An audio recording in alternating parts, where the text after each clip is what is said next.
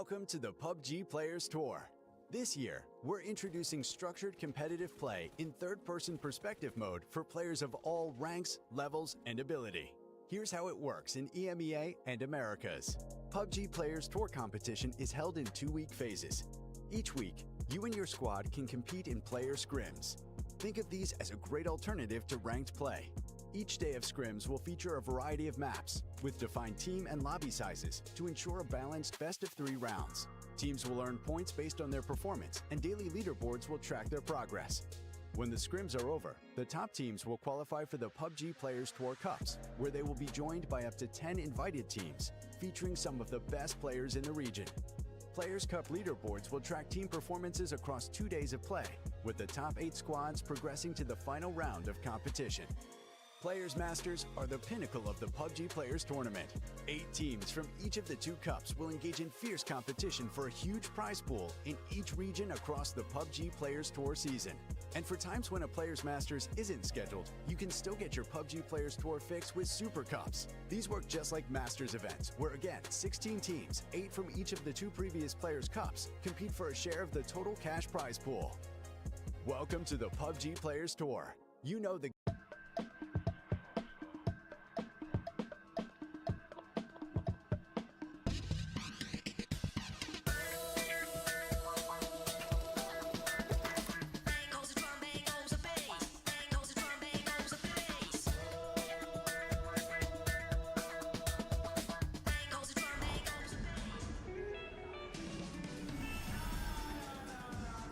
Let's go, people. Super Cup time. It's day number 2. We are back fighting it out. Fairy Tale, well, not quite yet the Fairy Tale that they want. They've got another 2 days, 8 games to challenge to see if they can conquer the Super Cup, though. I'm joined by the amazing Koho. We had a lot of action yesterday, Koho. Will this one team run away? Arguably, the pack is pretty tight, and there's some other teams eager to take the top spot. Yeah, we still have 2 days left, right? Like, we had a crazy first day. Some might say an explosive first day.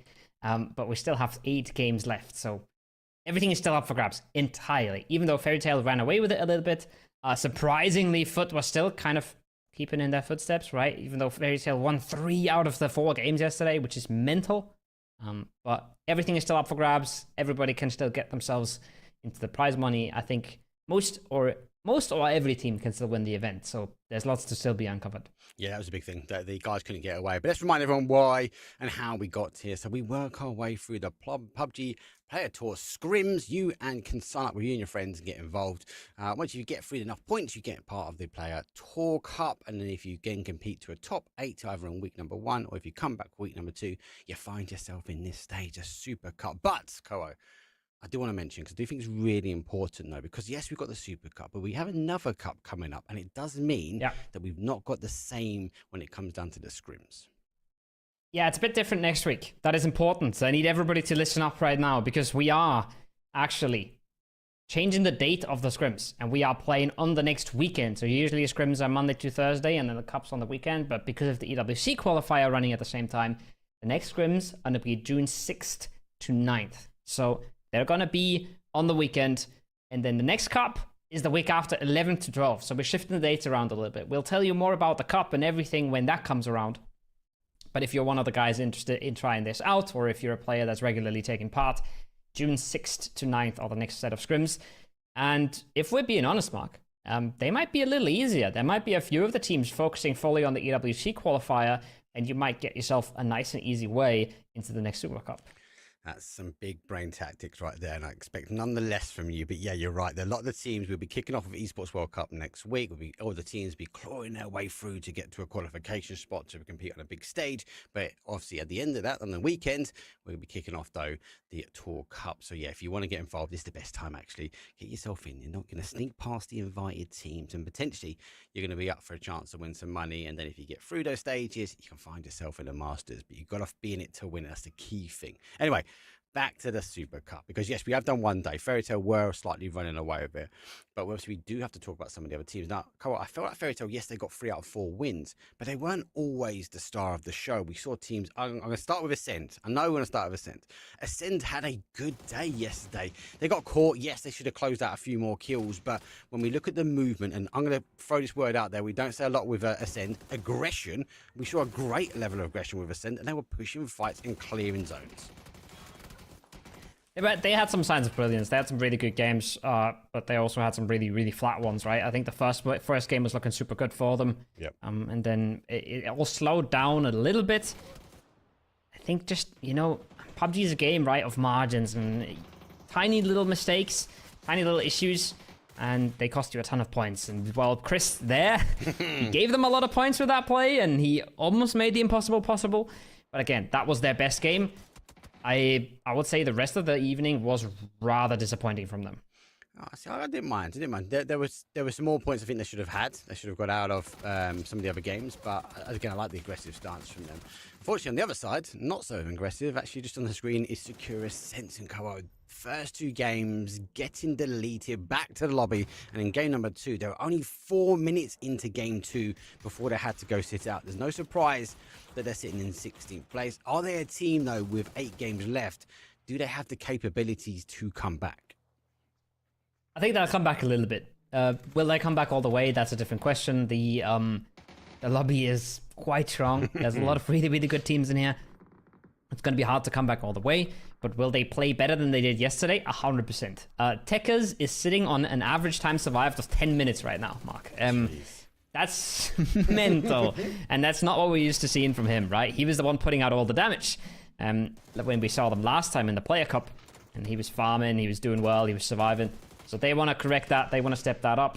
But the interesting thing for me is as well, you're looking at time survived, and in the bottom 5 are 2 FaZe Clan players as well. Mexi and Fex are both also around that 14-minute mark. They also didn't get a whole lot going yesterday. That's because you gave Mixie the giant head, and you said every time he pops his head and he gets shot, and that's what happened. I think we only had 1 out of the 4 games where he was the last player survived. Yeah, he has been. But then he's the coach. Yeah, Emil's stepping in at the moment, and might be obviously filling a spot, but he's here, he's playing for the team, so let's make this an argument you need to keep alive. Let's talk about some of the other teams, though, before we get to look at some of the points on the board, though. And actually, one of the other teams that were low side for me, and we saw very much going down, was the team that just went down there, is Bushido. They actually spent most of those games at the very, very bottom. It wasn't until they got 2nd place that they were able to climb up the leaderboard into a 7th place. That's not bad, but I do worry this team struggles with momentum. If they don't start again today, we're going to maybe see game 4, they'd be explosive. They've got to get something going. They've got to drink that coffee for that game number 1, because if they slip down the leaderboard again, we're going to see the likes of Fairy Tale, Foot, arguably start to push this gap now for day number 2. Yeah, I mean, they were a one game team kind of yesterday, and they played that game really, really well until the very end, where I thought they would have it, but they just got outclassed a little bit by Fairy Tale. So good to see them come back a little bit, but like I said, they got to do a whole lot more. And there's so many teams on that bottom side of the scoreboard we just saw that have to do a whole lot more, and that we expect so much more from right now. For Esports, one of the teams we expect a lot from, solidly in 2nd place. Not nearly as strong as Fairy Tale, but nobody in this lobby can hold the water to Fairy Tale right now. You just don't get the same stats as a team that wins 3 out of 4 games. This is a big thing, though. But Fairy Tale, if they're getting the placement points, they are going to be the magic win. If they don't get into a top 8, they're going to bomb out. But 3 out of 4, you can't argue they've done well. Damage, obviously, for the guys was key. But do you know what is more important? What is more key? It's time to get going. It's match number 5, or day number 2. It's match number 1. It's Miramar. We've got a north down to a south, but it's more of a northeast. We do favour this east side of the map. One of my favourite areas. This gives us a lot more opportunity, especially if we see the zone pop towards the east. Lots of high grounds, lots of lows, lots of towns and everything in between. And then some of us are in a chaos here. Goes, will it go to the islands? There's the kids inside of us praying, waiting. There's always a chance. There's nothing PUBG casters like more than talking about island circles, right? It is number 1 topic. That's what we do on the weekend. Yeah, it's like old ladies and knitting, you know? You can't separate the two. No way. You just done that to me. Yes, I'm an old lady and I'm knitting to the island. There we go. Get a nice cinematic shot. The drone footage from the #1 observer in PUBG. Here we go. Play's done. Everyone is out. Bushido slight of a split of a 2-2 with our Tuntun sitting in the middle. Not a bad flight path though. It does favour, as I said, that east side, so not quite everyone's going to get the surprise. Some people are going to have to extend a little bit further. Others will be happy that it does favour this side of the map.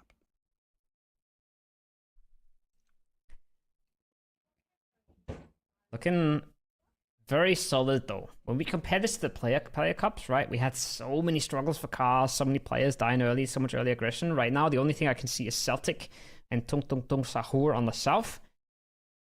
And that's looking rather resolved. Tung Tung Tung Sahur starting the game is 3. I think they had some internet issues. Sabila is popping off a few shots and parachutes. He's connected 1.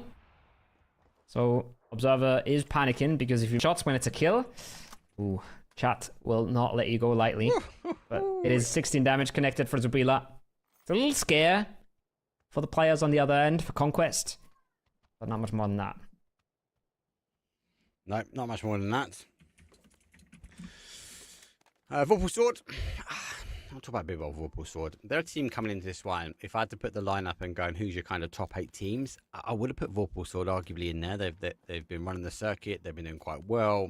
Are they going to be top of the circuit? No, they need a good start. But definitely would have been the top side of the leaderboard. Quite surprised they haven't really got day -- sort of kicked off and they've not really got that momentum. I feel like they're being drawn in, sucked into other people's game style. I'd like to see what they can do here. Again, it comes down to that. Obviously, having a good start, having a good game. Bomilova, on the other hand, is having a great game. We've seen him in most of the clips so far as we saw him clutch out that Aranka with style. The ability to kind of lose the player and make that 2v1 feel 22 versus 2. So, I do really like what he could do. And Fairy Tail, well, they've got a big target on their back now, Koa. A lot of these teams are going to want to chase them down. A lot of these teams will be eager to get these guys out the lobby early. Yeah, you see them in a fight, you might consider third partying a little bit more than you usually would. But how practical that is, we'll have to wait and see. This is interesting. I love this. Early EP from Vorpal Swords. And if you have a look at the map, you will see that they're doing this because they want to get to the empty side. The plane path is all the way to the east of that zone, right? So them getting themselves to the west means almost uncontested territory. And there's no vehicle that gets you there this fast, right? So they're going to go west. They're going to go Monte Nuevo, maybe a little bit towards Pozo. And then they should find themselves a completely empty side of the circle, plenty of cars, and they've basically just put themselves... They're going to play in from an edge anyways, but they've just switched their edge out for a much better one. See the same happening as well. Our free man will do the same. But you're right, not many people have extended their way over too far towards that west side. Back into the middle again. A last attempt on yesterday's games to climb the leaderboard. That was Storm. Done pretty well. They've climbed all the way up towards third and been quite consistent about doing that. Conquest in the hand though, just trying to have a look to see if they can catch anybody. The shots whistle past. They just swap towards the barrel. A little bit of a connection. There's more connection. Oh, unlucky for them. It wasn't quite the phase, but they get away with this one very, very close. Yeah. Never nice. Never nice to be in the EP and start getting blasted. But very, very rarely does it amount to anything. Very rarely does it actually end in a kill. You have to be quite close or you have to be an absolute animal. 5.56 guns help as well, right? The barrel, 7.62 bullets, they take so long. It's actually insane to hit those shots. It's insanely hard to connect. That EP though, significantly worse than the one we just talked about from Vorpal Swords. Tung Tung Tung Sahur, not only are they much later, they're also at a way worse angle. So they're not going to get themselves to the empty side as much. And if they decide to drop middle, they have some solid spots there, but no cars. And if they decide to drop edge, then they're going to have a lot of teams competing for those same vehicles. This can be key. We saw some crazy zones yesterday, so vehicles will be a big factor. Sahur will land and maybe take this higher ground south of Secure Ascension as Tekka's with the survivability of the team. You see some parachutes ahead, and I think he'll be calling out. His body's right at the base here. Keta, we're fully aware, but it's a 2-1 split, and arguably Tekers could take advantage of this. He doesn't. He tightens up with Keta. As a result, he gets caught. Oh my god, he's about to go down. He goes down. They're looking for the confirmation, and Tekers might be victim to his own stats again. As they're looking to finish it off, there goes the nade. Would I get the confirm? Massive amounts of damage. Not quite got the confirmation just yet, so Keta's potentially still in the game, but the rest of Secure Senton are nowhere to be seen. And Tekers, as I said, he might fall and be subject to those stats again. 6 minutes 30 on the clock. He can still somehow lower that average time alive. Akeem is playing this very safe, very respectful, doesn't want to risk too much. He doesn't know where the rest of Sakura Zensen is. By doing that, he's actually giving them more time now, and he doesn't want to fall away from it either, so he's not fully committing, and he's not disengaging. Might put himself into trouble here. Iroh connects a few good shots. Definitely puts him in a rough situation. Tekers is bleeding, though. That's 7 minutes mark. That puts his average time survived just down to 9. Come on, Tekers. And we saw how explosive was he, though, in the Players' Cup, right? He was so explosive. We saw him even with a 1 versus 4 scenarios against Na'Vi. He had an outstanding grenade. We've seen him survive out. The plays in toward El Pozo was good, generally speaking, as well. And he's just not been able to make it happen. There goes him, and does get Schengen. Dante gets him back, so a bit of a trade here between Hive and Secura Senton. And then the reinforcements, the emergency extract comes in, and Akim, well, he lived to fight another day from the power grid. Zaro was unable to get the connection. FaZe loses one in the meanwhile. Vex going down. Gustav is back for FaZe Clan. No Neil up today. Hive in a rough spot as well. You don't often see teams on this mountain losing players, but they've lost 2. Dante's gone for the res and paid for it with his own life, so absolute disaster for Hive. Another team that hasn't really found their form, hasn't really found their footing compared to what we're used to seeing from them. They might try and go for this res now, but gonna have to go up the same way that these 2 players just got knocked, so not gonna be all too easy. Classic power grid zone mark. Loads of land ratio in the middle here, right? Loads of rocks that the zone will eventually shift off from. But that whole sort of belt just means either it goes hard northwest or it goes all the way down to the south or down to the southeast. So gonna be super interesting once this phase 2 comes around. Teams right now don't really know yet, but once phase 2 comes around, everybody's gonna have a really good idea where this zone goes. This is the thing, right? And we've seen this last time, and Ascend played that northwest corner. It didn't work out for them. They got caught. They're back in that northwest corner. Part and parcel, obviously, drop zone with water treatment. That's kind of where you'll play into. More teams favour that sort of south side. It's a bit of a gamble, but we'll wait and see. Still got 52 seconds left on the clock. Pixel taking a few shots at free side as they drive on by. Let's try to ensure that his position is held nicely. Zainty just looking to breach over the top. He might be lucky enough to find an individual player here from Freeside, but that is about it. The Sharks are looming in here from Foot Esports. They have enough information at this point. They have scouted this out for a while. They kind of do realize this is very likely a solo. The other side is Freeside, who could also have a ton of information. But I don't think they're aware at all. I don't think they're aware at all that there is even a threat on the solo player here, so they might just get caught off guard here, and Foot might just try and force the issue.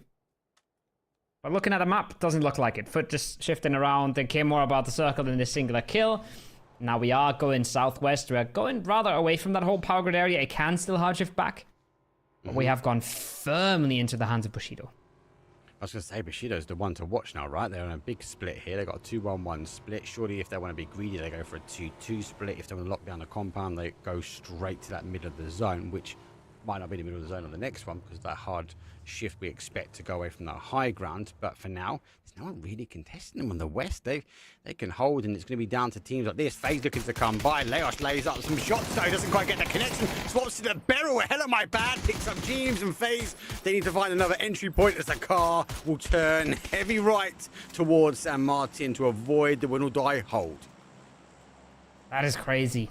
That is crazy. You look at that map and you look at this play and you think, what is Jimbo doing there, right? Why is he driving into that compound? But he's just seen Hive drive away and the compound's not in zone. Why would Win or Die be there, right? So a read is okay. I think it's fair enough from FaZe, but Win or Die just deciding we're going to play really late from our side. We want this compound first and then we'll figure out what to do later.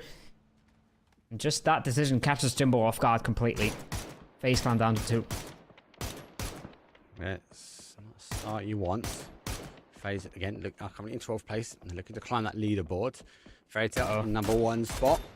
Picking out Secure Sense and Brightside finds Iro. He's trying to get around the corner. Good couple of tabs. He's got to be quick. Keta gets the med on, has some time, but he's got to run through the petrol station, out the other side, into the public toilets, and he should be able to get the res on. Might want to pop a smoke. Hopefully no one crashes in. There's no reason for the rest of the Fairy Tale just to give up their split, their hold, just to claim a couple of points. Arguably lead these two here and keep them contained. Yeah, it's a bit lucky even for Secure Zenson. If Bushido was in need of a better spot or Fairy Tale was in need of a better spot, they would have breached this right away, right? You see a duo make the entry, you see them lose one, you're getting the hell in, but both of these teams are so well situated in the zone that they just have no incentive. They just don't want to risk anything. They don't want to lose anything. Don't want to lose any cars. They're happy to just be sitting. Keta are a little bit lucky as well that Bushido didn't catch him out. Just like this is catching out Gustav, but Gustav's better with it. That being said, that initial turnaround doesn't amount to anything. Nice bit of damage done. Just like that, Mexi last one up. Wow. And Tung Tung Tung Sahur dispatch of FaZe Clan. Wow. Wow. Wow. They just run in one at a time, get caught. Not just by this team, but also by Win or Die, so they get pieced apart. Ascend, it's Chris. Well, he's the mountain goat with this one. Waited for Slam G on the rotation round. El Pozo. He's got the bike, so doesn't need to evacuate too far. But look at the map. Lovely, though. We see the rest of them joystick their way in. They know their players are going to come this way. And Ascend, I said before, I like it when they're in aggressive stance. This is telling me they're eager for kills here. And it's Chris is kind of getting them into a position to try and catch this rotation by Slam G.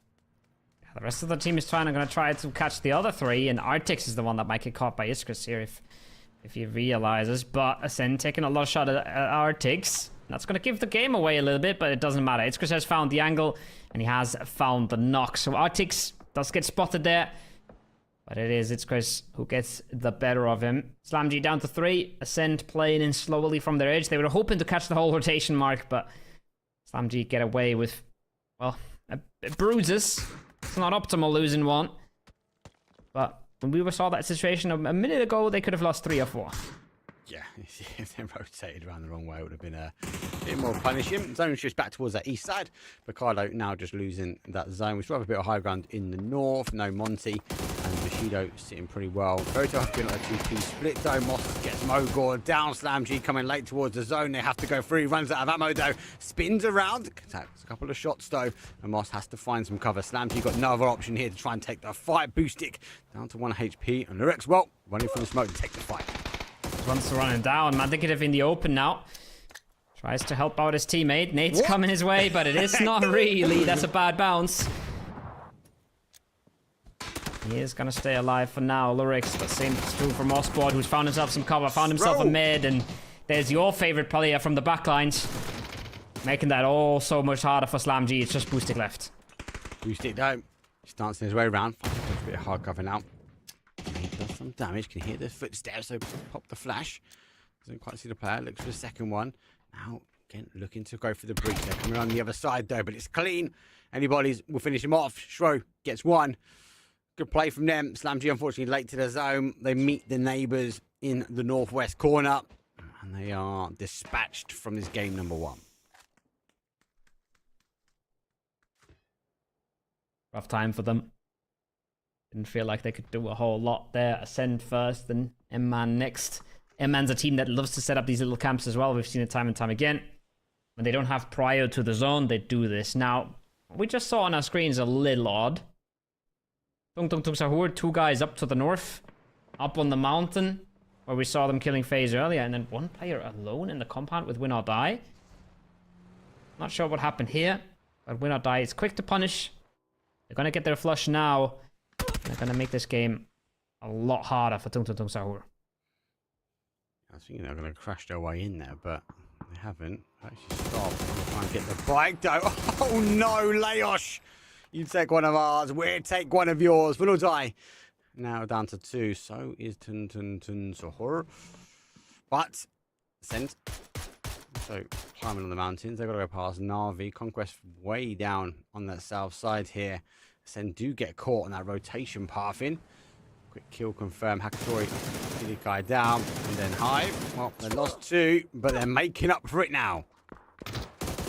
Damn, the spot's just working out perfectly. Nothing to do for anybody else. M-Man had no idea that there was still a team in the blue here. They will get punished. Unfortunate scenes, really. Both teams bleeding players, both teams stuck in the blue. None of them going to make it past Storm on request. By the looks of things, maybe with a solo player, if even. Yeah. This is for Hive, though, in short destruction, right? Just how many people can we take with us? And there we go, let's take another point. So, hold out firm on the blue. Difficult to try and work their way in. We've got teams holding out, as you mentioned. Storm will be here as well. Bushido still on a wide split. For Esports, though, also outside edge of zone. Ascend get also dispatched out. As Freeside will go and cleared. Send full send for them. Good hold and a good bit of zone. Got to keep their heads down where they are. It's going to be down to the rest of these teams. And I was surprised, and I was about to say, Bushido holding such a wide split here late game. They're going to take the opportunity now to go. They can most be here. The MG rattling. Not too far away. Good consolidated from Bushido there. Nosferatu now is getting tested a little bit, but he has no bullets left. What? So gonna try and hit the reload. 3 bullets in the mag. I'm not gonna shoot that. Does he know that Foot is so close? Does he know that they're already walking up the ridge lines? He's walking their way, but not sure how aware he is. That's a problem though. Vard's gonna pop off and gonna make his presence known. Now there's a nade with his name on it. They've got to be careful, Foot. There is that nade. T-Bone spots the car. Should now have a good idea. Okay, that guy's got to be at the car. That car's getting naded. And Foot should be looking good here. Pixel gets one. Oh, great connection, T-Bone. He took the gamble. It paid off. As a kill confirmed. They have not heard the MG at that position. Dangerous in the hands of this team. It's also looking at the ace, though. As the rest of Storm work their way down. Fairy Tail don't want to make it clean for them. They take a couple of shots. Let Storm pass. They'll take now the Shack a little bit further in towards zone. Carp is spent. The guys find cover. Gonna be in for a little bit. Not a position that you play a game out from, really. Just a position that you survive as long as you can. Hope to get yourself into placements. And they might do just that. Ascend. They beat Freeside to this position, and that's how they got the frags. Just a little bit too fast. A little earlier. A few seconds can make all the difference. Rox has 13 first aids. He has probably a few more bodies to loot on his way as well if he wants to, so that man's going to be healing for absolutely ever. And going to make it even harder for a few of these teams who are hoping to get placement points here. Get into that top 8.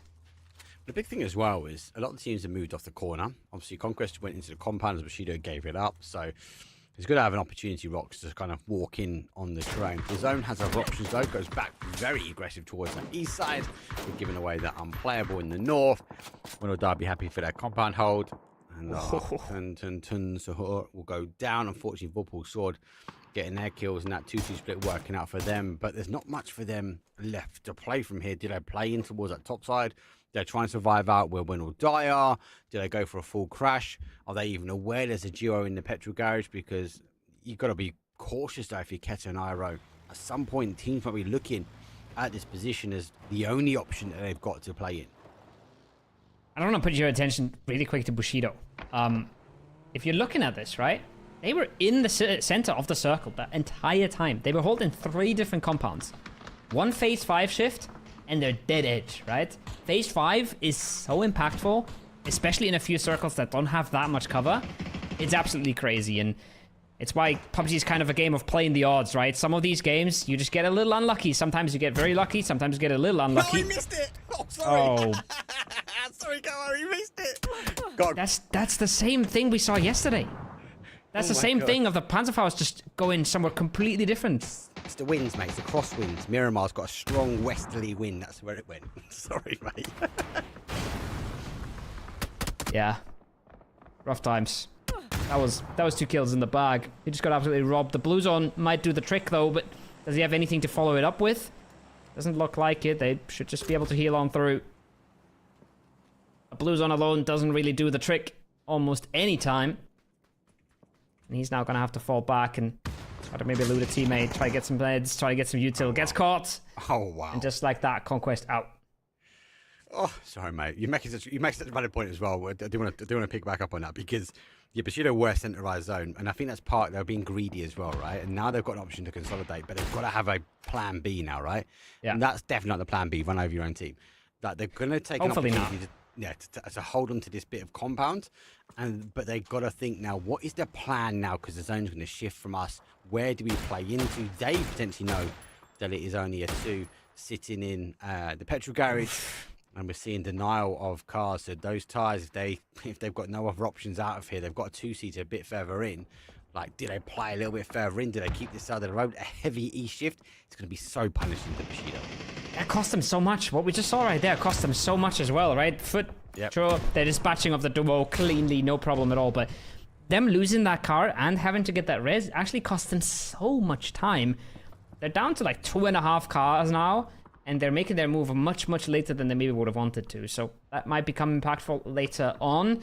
That might, for example, make their move towards Foot Esports a whole lot slower. So if they wanted to engage on this, they're very, very delayed compared to what they could have been. Yeah. It's an interesting zone. I do like it. I really like Ascend's position. They just need to ensure they defend off against Na'Vi coming on that sort of east side, and there's going to be a lot of chaos. I love that we see Secure Sensen being a bit more aggressive. They're coming out of the petrol garage. They're trying to find what they can. And this fight is always going to kick off, though. First one comes in. Blue Zone Nades will come over the top. There's a confirmation. Ainty is down. Arrow does get meta base. So Secure Sensen, as I said, being active here. They're getting aggressive. They're trying to take what they can. And the Blue Zone doing the damage. So Bushido will also be happy with that. T-Bone kind of leaning his head into that blue zone there. Has to be a little careful. Na'Vi bringing the fight to Ascend. Nades are coming in, but Hakatori knocked from Win or Die. Buys a bit of time. Relieves a bit of the pressure on Ascend's side. Hakatori has a jammer pack. Lucky for him, but there's a second blue zone coming his way. And again, these are so pressuring. Double blue zone on the other side as well. Brex makes it alive, though. And we do reset into a 3 versus 4. Still entirely possible for Na'Vi. They're going to try and blast this. They're going to try and blow this up. We'll see how successful they are. Big thing for me, as long as this fight happens, maybe a Fairy Tale can get on the roof.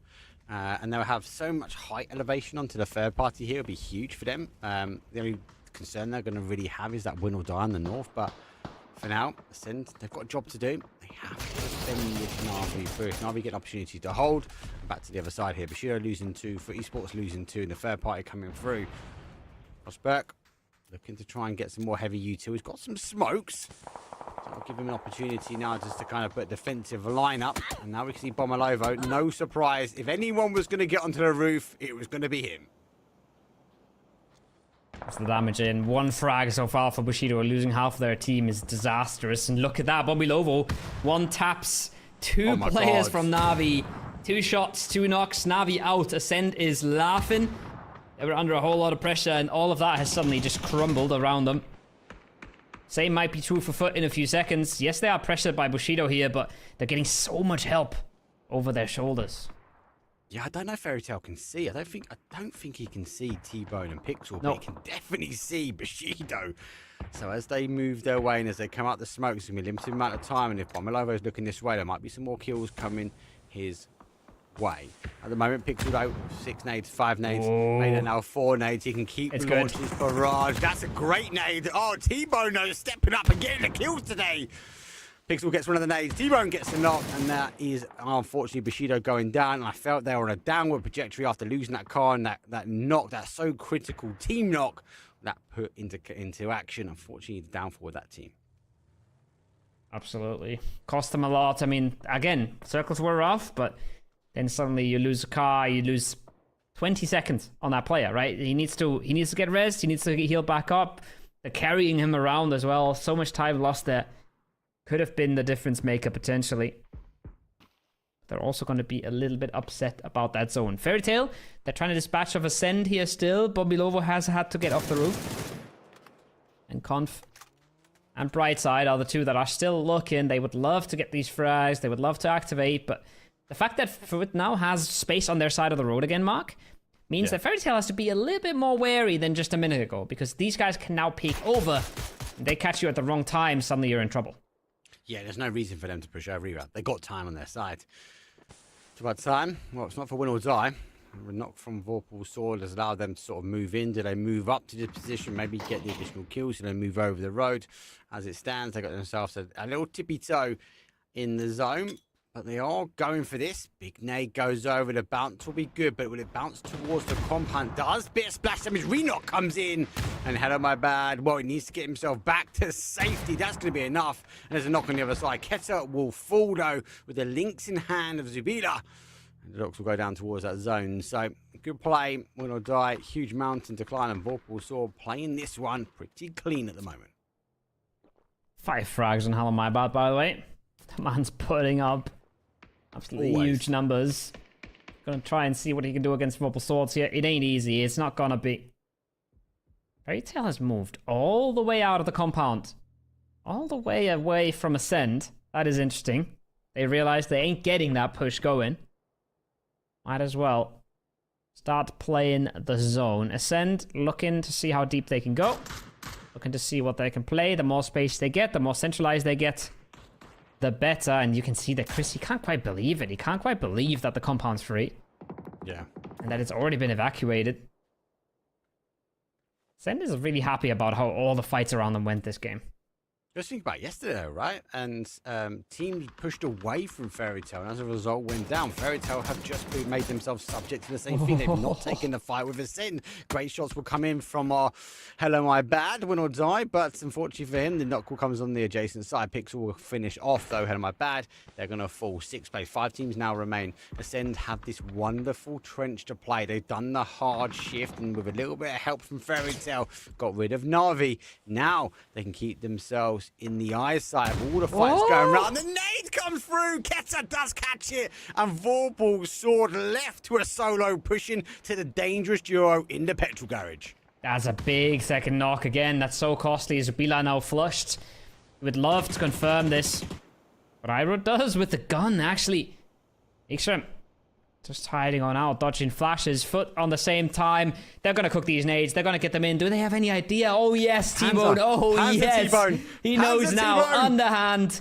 Easy 1-2. He's got a second one where that went. No, it does 0 damage. What? The car blocks it all. The second nade might do the trick, but it's only going to do a little bit of damage. Panzer, the Panzer, surely?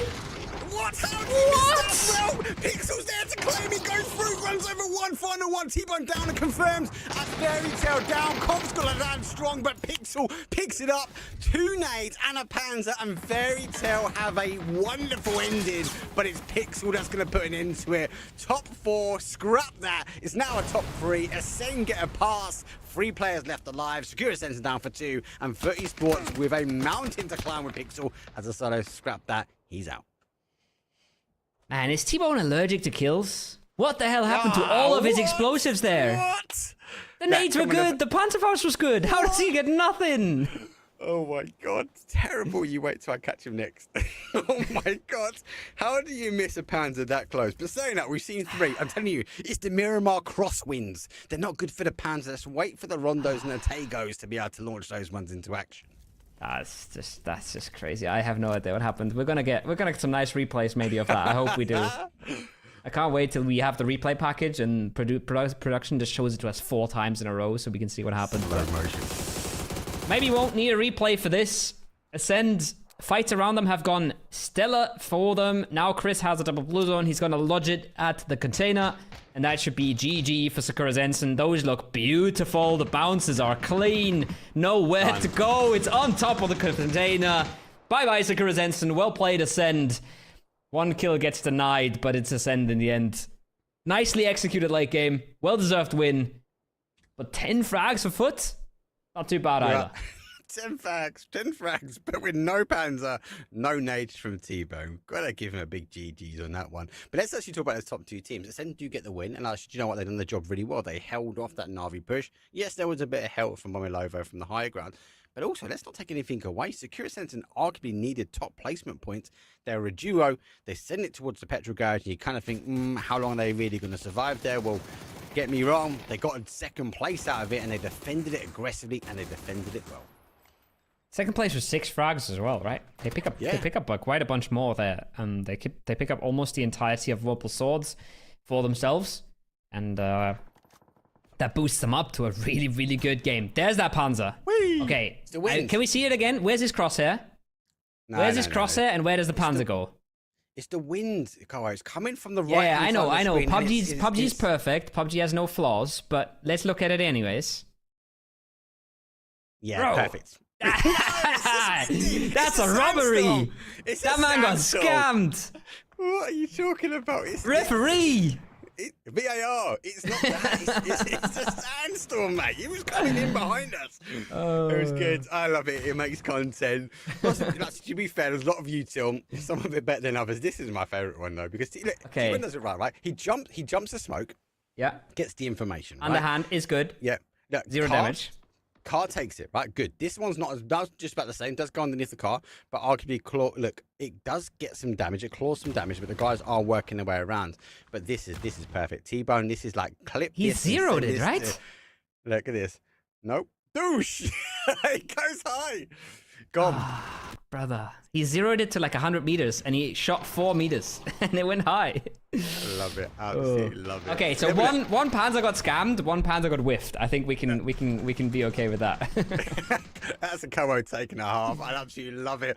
1 scam, 1 whiff. Ascend get the win. It's a 16-point game. It's not bad.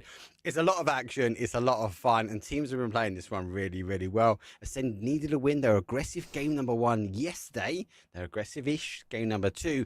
But they backed themselves a win. Maybe this sets out the stall. It sets out their game for game number 2 for them to climb the leaderboard. We'll have to wait and see, Koa. We'll have to wait and see. We're not going to make you wait and see a whole lot longer. We're going to go to a very short break. And when we come back, game number 2 will be ready for you guys. So don't go anywhere.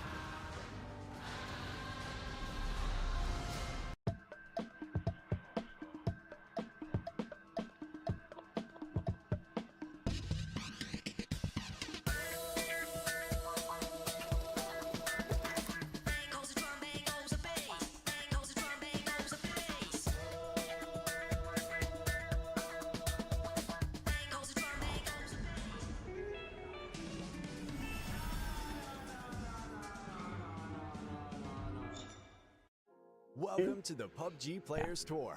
This year, we're introducing Wow. What an explosive start, though, for game number 1. But obviously, it's day number 2. We've still got 3 more games. And what I really like, though, from this series is that we play 1 map each once. So we've got Miramar for today, done and dusted. We've got time to Taego coming up, though. And obviously, for teams that do like the sandy dunes of Miramar, that's it done now. From arguably yesterday, I said, fairy tale of the Miramar team, and it's amazing. But then they came back and swiped 3 victories out of the bag. Maybe that's going to be Ascend's day. They did kick things off well, but can they do it again? We'll see, right? Well done by them. I think that was not a game that they were expecting to win. That was not a game they were hoping to win. They were hoping to salvage a few points from that position. But when Na'Vi got absolutely destroyed around them, and that opened up a whole lot of doors for them, then they managed to just not get knocked, right? Fairy Tail flexing out of the compound. They have a player on the roof. They have 2 players sort of prodding and trying to get a knock on Ascend. A bit of damage comes in, but no knock comes through. And that keeps Ascend alive. And as long as they're staying alive in that position, they have a chance to win the late game. So they do their jobs there, even though they might have given the game out of their hands a little bit, but they do everything they can. And in the end, super clean from Chris, right? Double blue zone, he hits them perfectly. And, blue zones are very powerful, right? But so are Panzers, and we've seen players absolutely whiff Panzers, so you got to give credit for somebody hitting their blue zones. I messaged T-Bone. He's not happy about that connection. Here's our leaderboard, though, after that match number 5. Fairy Tail still sitting on the top with 67 points. Footy Sports are in 2nd. Win or Die in 3rd. Storm on Request now in 4th. Hive 5th. Ascend clawing up towards 6th. Tintin with a drop down. Bushido holding out on this left side of the leaderboard. There's not much in it, really. I know we're getting a slight gap now between 2nd and 3rd, but I'd also argue between 3rd down, there's a nice little gap. Teams like Na'Vi wouldn't expect to be over here. M-Man 100%, FaZe 100%. They're 3 teams for me that really need to step up and get themselves to this left-hand side of the table. But as you say, Koa, 1 good game from these teams will be able to get across what the FaZe need to do to make sure they get over to this left-hand side of the table. Yeah, it's a question mark for me as well, to be fair. They lose players early again, right? They lose one to Boostic, and then I said this during the game. I completely understand why James thinks that compound is free. I think Win or Die was really unconventional there. I think it makes sense what Win or Die did to pull up into that compound and play slow from there. But James not expecting that is completely normal. How they lost Fex before that, though, I do not know. And that's gonna hurt, and that's gonna be just limiting so much of what you can do. Again, same for Sakura-Zensen, right? Tech is bleeding out so early. They're really, really, really lucky to salvage that game. And they salvaged that game into an 11th place. So, yeah, I mean, they got very lucky, let's be honest, but they played it well as well. Yeah, did play well. Look, I'll give Sakura-Zensen, well, kudos. They needed a big game. Obviously, Na'Vi, I want to talk a little about Na'Vi because yes, they got caught slightly. The Ascend done the job, and that was to try and hold off Na'Vi pushing in from the east, and that's the only way Na'Vi could go. So I can't blame anything too much from them, but the lack of ability to get into placement points so far has been quite shocking for me, and the team that really needs to step up. We saw them in the cup tours, we saw them in the player tours where they're playing this kind of early game really good. They played the mid game really, really strong as well. Yes, they weren't getting the wins, but they were playing the ability to get kills. They were playing zone, and the rotation was perfect. I've not quite seen it yet here in the Super Cup, and I'm quite surprised. Yes, they've got a new player. They've got Extends, but they had him the other week playing as well, and it just is not correlating. Doesn't seem to be matching up for this team. It's just not working out yet. I'm not quite sure what's going on with them. They just fell flat there again. We didn't get to see that much of it, right? They were looking like a team that could sweep Ascend and play a good game from that spot, and then they just crumbled completely. So I'm not sure that this game, it might have just been a case of Bumby Lovo just hitting some insane shots from the roof, right? So we don't actually know. But again, like you said, they haven't found their groove yet. That's not super surprising when it's a new player on board, and they've gone through a lot of roster changes recently. So I'm gonna try and give them cut them some slack here and give them some time. That being said, why did I say time? I know what you're saying now. You know, you got it embedded. It's time to Taego. Say it, Koa. You know you want to do it. You have a problem, Mark. I haven't even heard you say Taego without time to Taego in like The It's always time to Taego every day. This is why I get so excited when I get to cast, because I know why, because the Taego's coming up, right? We've got a southeast towards the northwest. We do favour another east side, and it is time to Taego, but there's not much Taego to be had here. We do hopefully. Wait, do we go down to the whole hospital area? Do we play in towards Buxan? I don't know. Maybe we get really late and go towards the army base, and Ascend will be so happy with that one because they're late out the plane. They're going to their drop spot. Classic. Send loading far edge. Nothing new there. M-Man committing to the compound. Do they have a vehicle? They have any bodies in a vehicle a little bit further off east. They should be okay here. A little crowded on the south. A lot of teams trying to get out early. A little crowded around Buxan as well. Storm on request is going to try to get away from that. Tung Sahur around the gas station. And yeah, I think Gustav's getting a gun. And everybody else around might not be, so that's an iron sight bolt. Surely not. Oh! Nope, that's to kill somewhere else. Oh, I thought he hit it.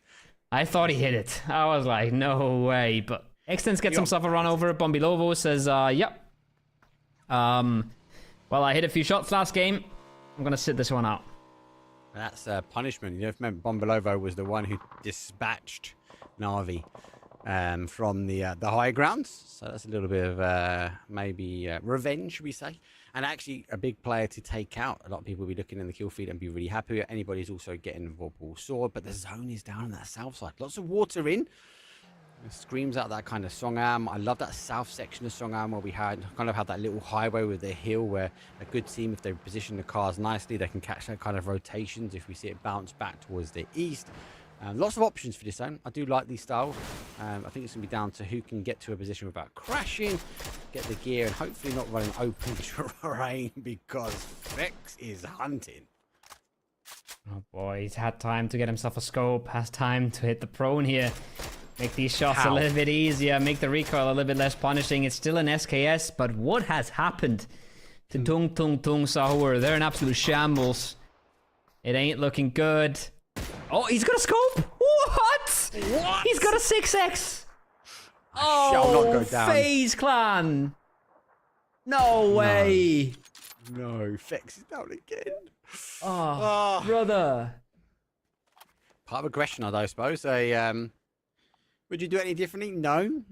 FaZe doing the right thing. They know a team's going to be... They were fighting out. Gustav was there. They saw him take the car away. They didn't have much to loot. Unfortunately, was unable to keep all of the deer running around in the field, and Vex falls subject. Bushido going to hold pretty much centralized compound now. At the moment, we're going to die early rotation from them. Really good to see. We know Bushido like fighting out from compounds in the center as well. That's where we see them get to late game. So looks like they're addressing what they couldn't quite put together yesterday. And a lot of teams now migrating down to the south.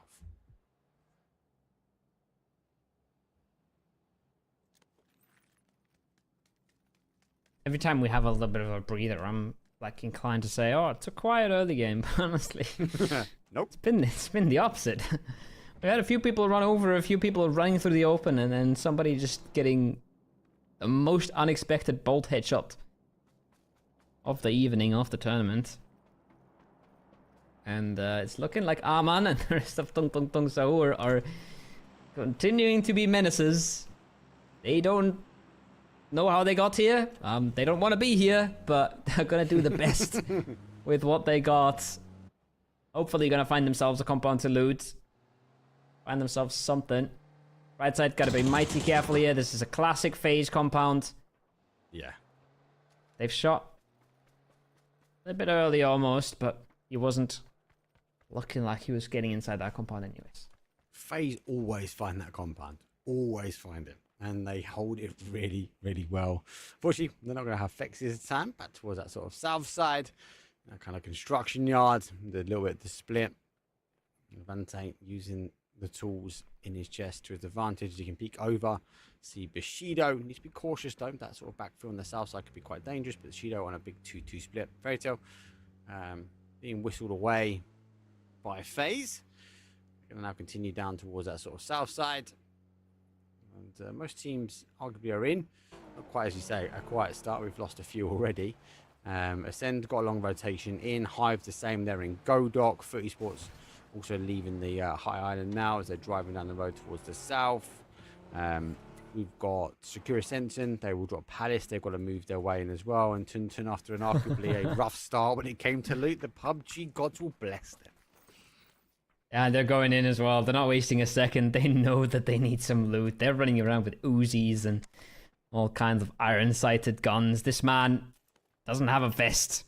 He does not have a vest. 6 minutes into the game. And it's double drops? Wait, hold up. I thought it was a big cluster. It's two clusters. It's the PUBG. Oh, man. Like, hey, guys, you deserve this. Have it. Bosh. Here comes the replay. And here's the shot. Bang. Fex is down. Headshot. Great. He was too busy chasing the deer in the headlights down the road. Unfortunately for he didn't catch the one in the north, so they did bite back. Whee! Free side. Doing some freeside tricks. There's a kick flip over the road. Now continue rotating. Not quite in zone just yet, but it's phase number 1. Everyone really centralized here at the moment. Everyone down by that kind of north of Songam, waiting for this zone.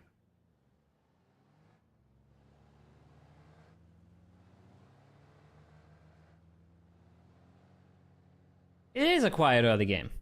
Never mind. Take it back. Stop jinxing it. Take it back. Double cluster drops is honestly just crazy. I mean, that's just crazy. Like, the amount of power that gives to you as a team, that's at least 2 sets of 3 gear, right? Sometimes, I think on average, you're probably getting 3 sets of 3 gear from 2 cluster drops. That's a whole and you're getting something like maybe 5 drop guns on 3 players. Like, it's ridiculous. It's absolutely ridiculous. I don't think I've ever seen them. Double cluster drops on one spot as well. Like, I don't think I've ever seen this. Double drops, yeah. Double clusters? That's crazy. Take it with a free man, though, wouldn't you? It's power mode. Extra buff. Wait and see. Store. They're going to get some drops not too far away from them. Ascend working their way down. As the observer figures out who he wants to get the cinematic shots from now. It's Kilo Kai losing the race from Team Ascend at the moment. They've got a long journey ahead of them. But so have other teams. Hive still not in. Footy Sports still not in. They've still got 2 minutes left on the clock. They got a while. Crossberg is asleep. Might have crashed. Might have just gone for a wee. Who knows? But I have to hope that nobody looks at that compound. Unless... It's a trap. I mean, oh, there he is. It's a trap. It's a trap. Right back in. Nicely done. Guys. That is looking spicy though. Hello. There's action here. Boostic doesn't miss these, right? Never misses these. Potato Truck's gonna make it a little bit hard. Boostic focusing on staying alive right now. He's getting fed all the information from Lurix. Lurix has the off angle, knocks down the first. Now Boostic can strike again, gets the second. Just like that, Slam J.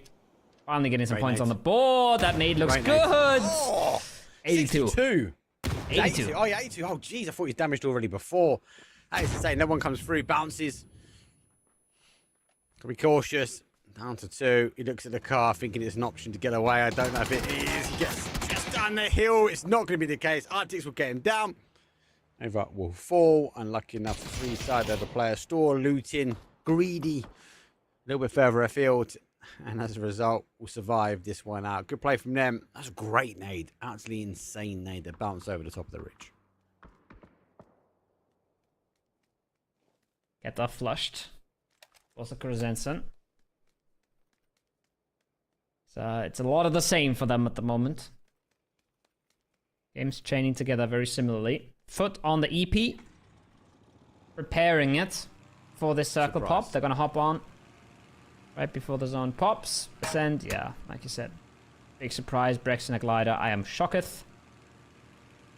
And he is getting his team into position here. He's also getting them in position with zone pop. He's now going to see that school's free as well. And they will see, okay, we at least have a path in. Where do we end up? I'm not so sure. That's Brex's opinion, and that's Brex's job to figure out. But they will have a path in at least. quite interesting. Let's talk about pathing. What we're going to do with for Esports. They're on the EP. That's worked out well for them. Do they risk the Song Am? They've got no information, right? So they've got to try and gather as much intel as they can. Back on the north side. Now, obviously, Storm obviously dealing with Tuntun, who are utterly launched up when it comes down to free gear. Groza, FAMAS in hands. That is a fortification of a barn. Nonetheless, Foot though, got a big decision. Do you just go? Obviously, we can see, we know it's clear. Do they just risk it and play straight for the hard cover? I think it's their only option. That guy's got an arm with a 15x, brother. Just to complement his Groza with a suppressor. Jeez. These guys are geared out of their minds. But it's looking a little bit like Song Am, as you were alluding to. That is the choice they have made. Exclamation mark map if you want to have a full picture of every rotation in every position at all times. You want to learn how to play esports. Probably the best way. Next way is a pops down Katurkin from range. Purple swords just dishing out the damage. Kill feed on all sides.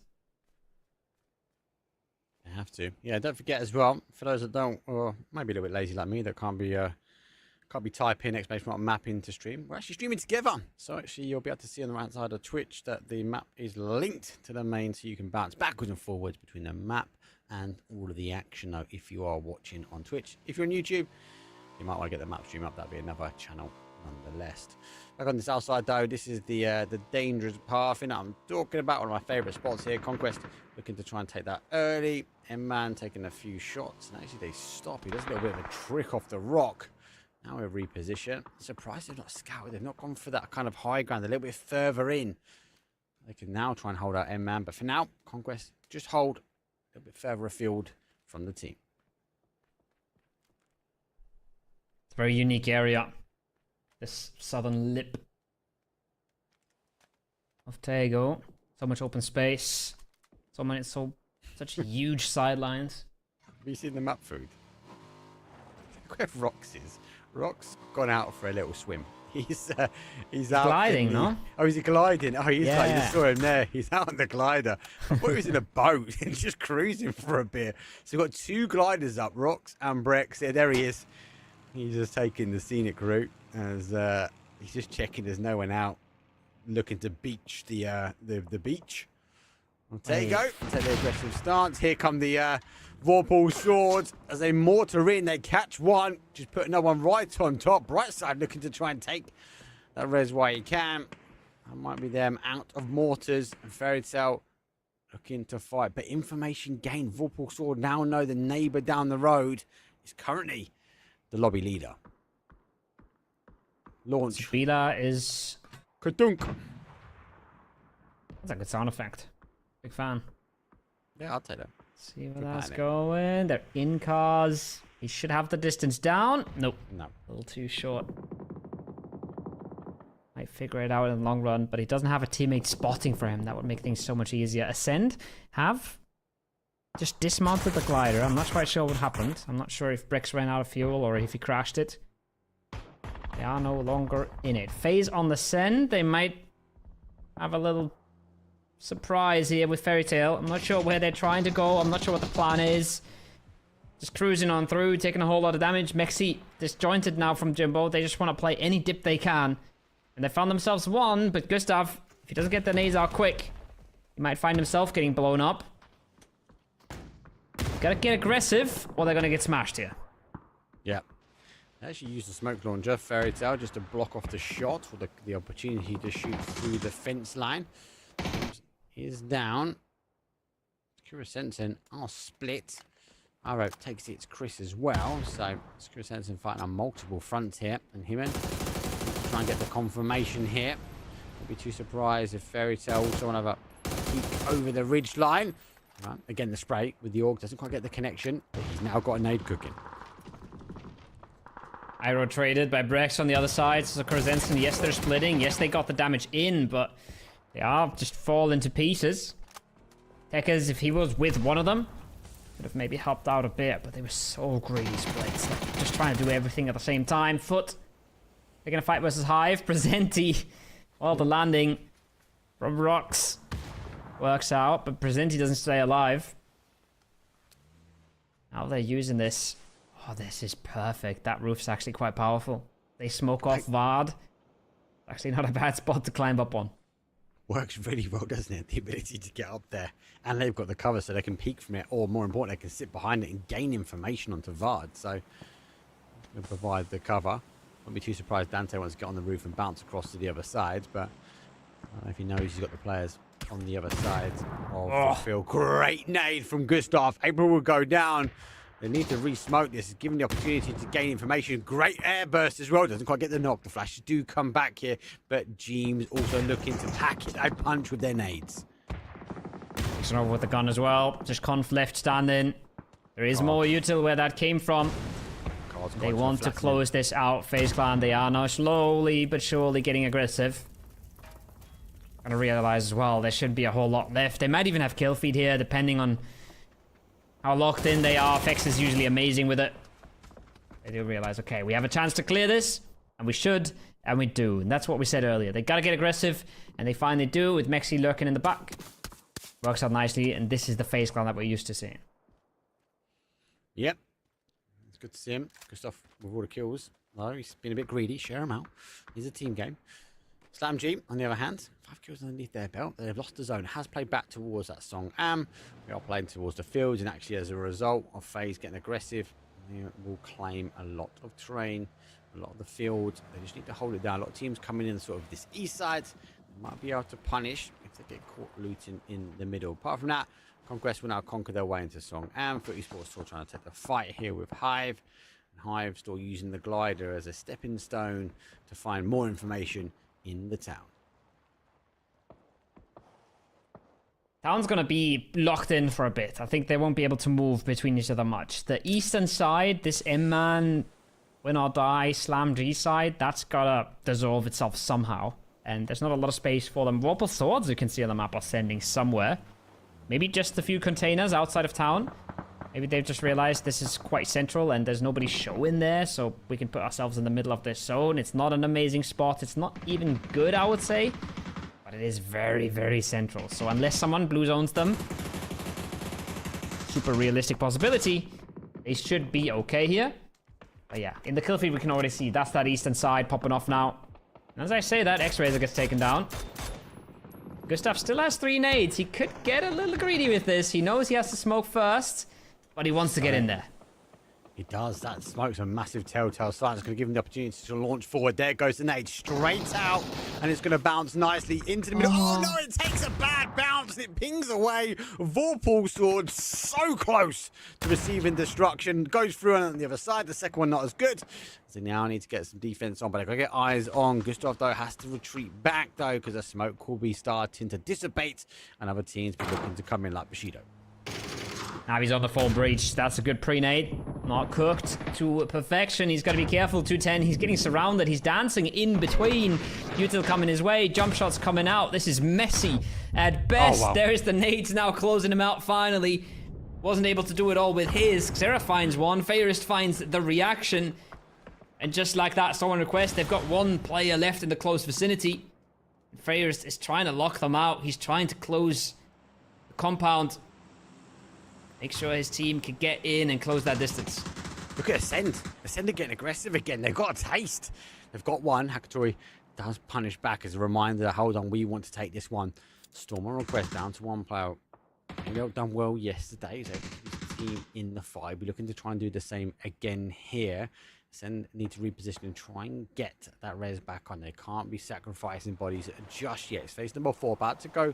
Phase number 5 as the zone will give us a telling sign of how much Songam we want to hold on. Well, it's not that much, and we shift yet again over to game number 1, victors in the west side of the zone.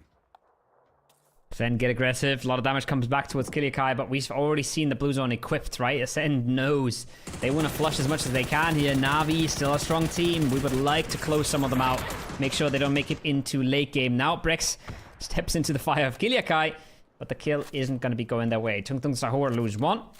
Kadel gets cleared out on the other side. And Ascend would love to still get that flush, but they've lost track a little bit. Na'Vi has gotten the res. It's gonna be some sort of push from Na'Vi across the road. Do they maybe try and stay on their side? I'm not so sure. I think they probably just smoke this out, try to nade the roofs off, and make the push into Ascend. They have another few seconds before the zone starts moving, and then they gotta go. That's the only option I feel like they've got. I think they're also relying that Ascend do this kind of 3-1 nading the roofs a lot of the time. So they're relying that actually if they get an opening knock, they might be up bodies. Double nade goes over the top. The first one is grand. The second one falls quite short. Smoke will be enough just to kind of deny the opportunities for those shots to come in from Tuntun. Also secure Ascent, and as they now looking on the outside edge. You've got to remember Ascent different information first to let the intel. They now see him making the move. But Hakatori! Oh my god! He gets a great shot on, but doesn't quite get the knock. I love this from Ascent. They evacuate the roof before the nades come in. They might have even seen Farius on the side there cooking one, and then they get right back up when they can. They know that roof's powerful, but they don't want to get blasted off it. This is a big vault from Farius. Do Ascent know? Do Ascent realize they might just not? Rex is playing dangerous games, but Akeem has an arm. And just like that, Navi down to 2. Farius finds a double, no problem at all. Steps around the side, catches them off guard. Brex is the only player close. Chris is nowhere to be found. Chris is looting. This happens a lot of the time, though, with Ascend. They've always seemed to play 3-1. They're always really crucial. We saw it yesterday. Remember, Chris got caught by the shack, and that actually eventually fall down the other way around. They've got the numbers falling forward, though. Breck's able to get the med on just in time, able to scrabble away from the blue zone. The jump shot, the jump information will come through, and Farius, though, wants another victim on his name. He's nearly dispatched a hold of Ascend.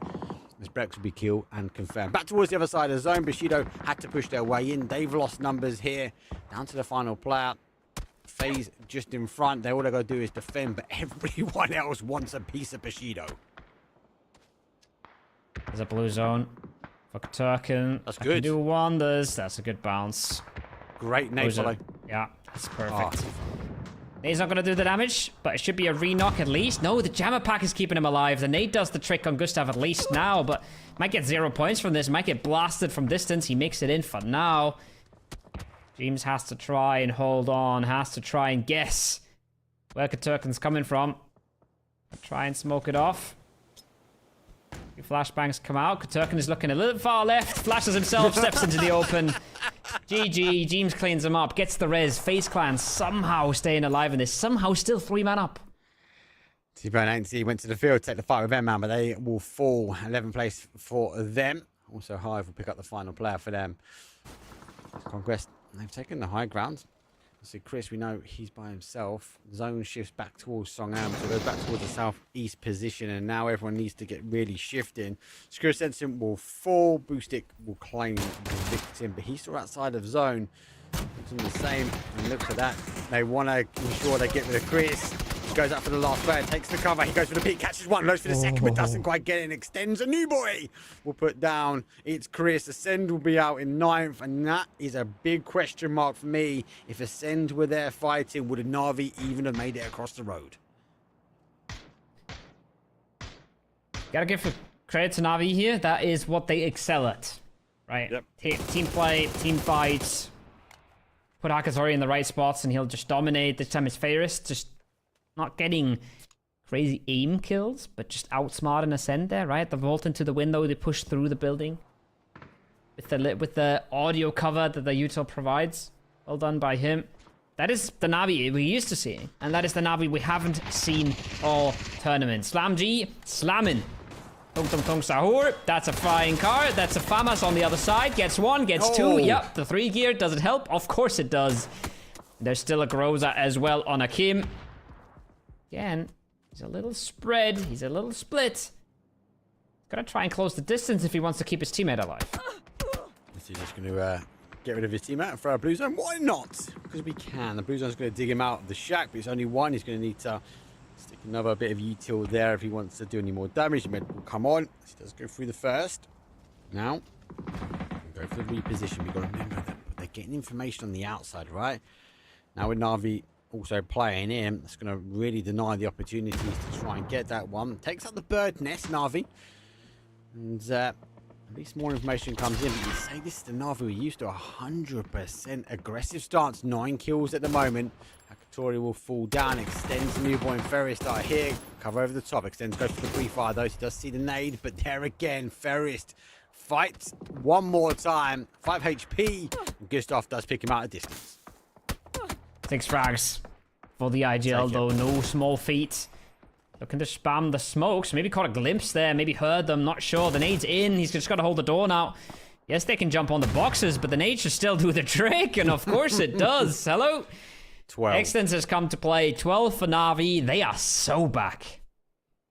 Again, it's like, it just feels like they were at the zone before. It's like, okay, we're out. It's going to be really hard for us to get through here. They got through. They outplayed the Sen. Now they're playing as the same sort of methodology. Right, where's the next kills? Where's the next bit? We're going to go out here. Let's get as much as we can. And yet they just keep on getting gifted kills sitting in front. Football sword, though, early sent to this position. Let's see if anyone else can try and piece them up there. Their man who desperately, again, need a win underneath their victory belt. For now, they've got 7 kills. And actually, from Conquest on the other side, their grenades flushed this team out. But then they got knocked. Great nade comes through. I think he's unfortunate. He doesn't quite get the confirmation. There's more to follow though. Anybody's lets another one rip. Close but no cigar. I've still kicking as well. Remember they were very entrenched with foot earlier. Managed to dispatch of them. We are gonna slow down for another few seconds. M-Man's got to cross that road. Gotta figure out a way into the zone. Negativus clearing space, looking for angles. Has to be careful that he doesn't overstep into Hive territory. Doesn't want to get stung from the west. Wobble Swords, meanwhile, they're busy themselves. They're unleashing. X-Razor still has that Lynx. He's still popping out the damage. And Zubila wants to close that. He wants to get the nade on in, and look at that. He's got 2. That should be okay. He's just run through the middle of the zone and no one's picked up. And he just put a Kobe right on top of them. Insane. How did no one pick him run right through the middle? Have another one. And it'll come from the other side. Rocks will finish the eventual kill. And unfortunately for Conquest, they go in 6th place. 5 teams remain. Vorpal Sword somehow, some way causing damage. M-Man with only 2. Everyone has suffered a blow. We are down numbers. No one is full force fighting for the end circle. The only one that is still close to it is FaZe Clan. They're looking chilling. They're looking just fine on their side of the map. Now that's a nice M249 push. Headshot on the first peak, knock on the second. Gonna slow things down. No teammates to get any help from. Hit a quick reload. Is 49 bullets enough? Yeah, might be. Extends on the other side. He's looking at FaZe Clan. He's finding the first. He might find the second here. 2! Oh, Mexi. Big. Disgusting. Big from FaZe. And remember when they lost Vex? Remember where he got his mind bolted out? In the minute 3 of the tournament? Minute 3 of the game? They're still 3-man up, and they're looking good to win this game now. They are cooking. Then when they go back to default phase, they go to the compound they wanted to rotate into a nice spot. They've defended it. Now they've been sweeping in this north side. That's been playing out for them. Hive get back to a 3 as well. So it's a 3 versus 3 versus 2 versus 1. And then, man, anybody's looking to get some more points. 8 kills for this team. So they're desperate for a victory. Quite got it yet. They've got a lot of players remaining in front of them. Smoke will provide just enough cover. Remember, it's phase number 8. There's not a lot of time, and he's not got a zone on his side. Not looking super good. Not looking super good for Hive either. Look at the map, right? Look at how much space FaZe has gotten themselves. As the observer just quickly mutes the voice chat. Yeah, I see you. I see you. Gotta make sure you don't get any of the swear words in at the end of the game.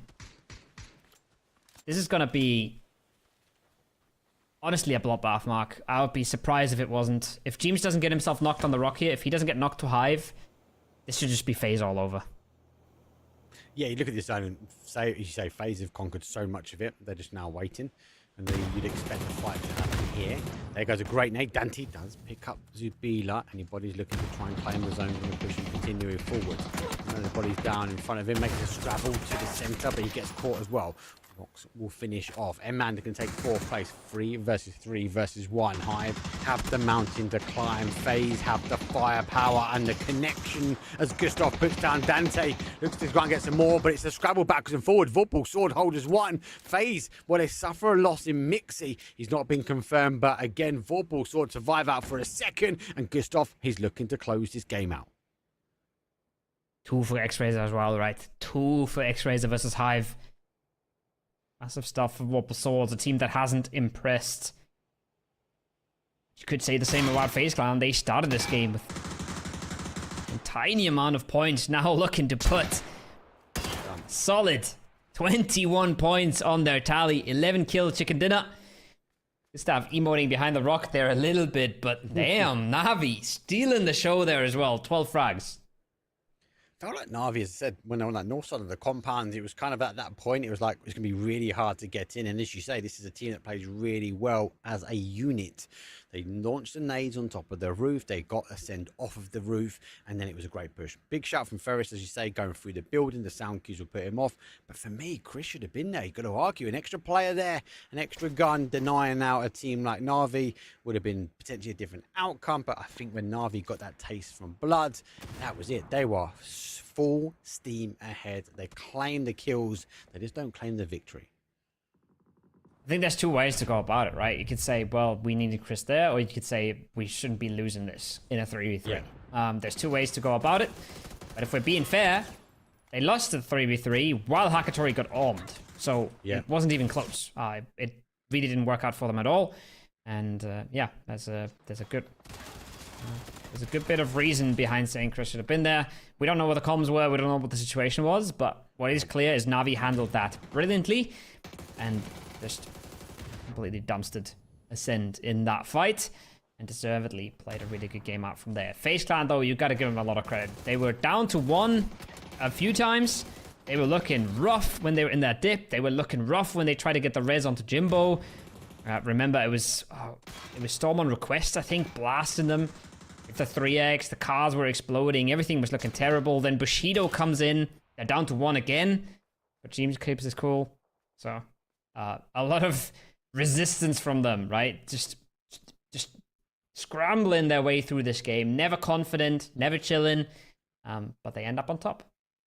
It is good. I felt a lot of explosive action as well. It wasn't as clean as a match, not the 4 versus 4s. Everyone was suffering blows, part and parcel of a South shift. A lot of people obviously rotating their way in, but some teams handled that well compared to others. Actually, some of the teams that moved their way in towards Song works out. But again, you've got to give FaZe kudos. They were down a body, as you say, early. They rotated to their normal compound. They didn't want to play anyone else's game but the FaZe game. And then they kept on sweeping through at the end. So really good game. I do really like Taego. You know I do. And it never disappoints. And as we say, we got a couple of lulls. We didn't really. The moment you mentioned it, it was explosive again, Koa. Solid Taego. Half of the day done. Half of the tournament done now. 6 games in of the 12. We're going to go to a very short break. And then we'll bring you the last 2 games of the night.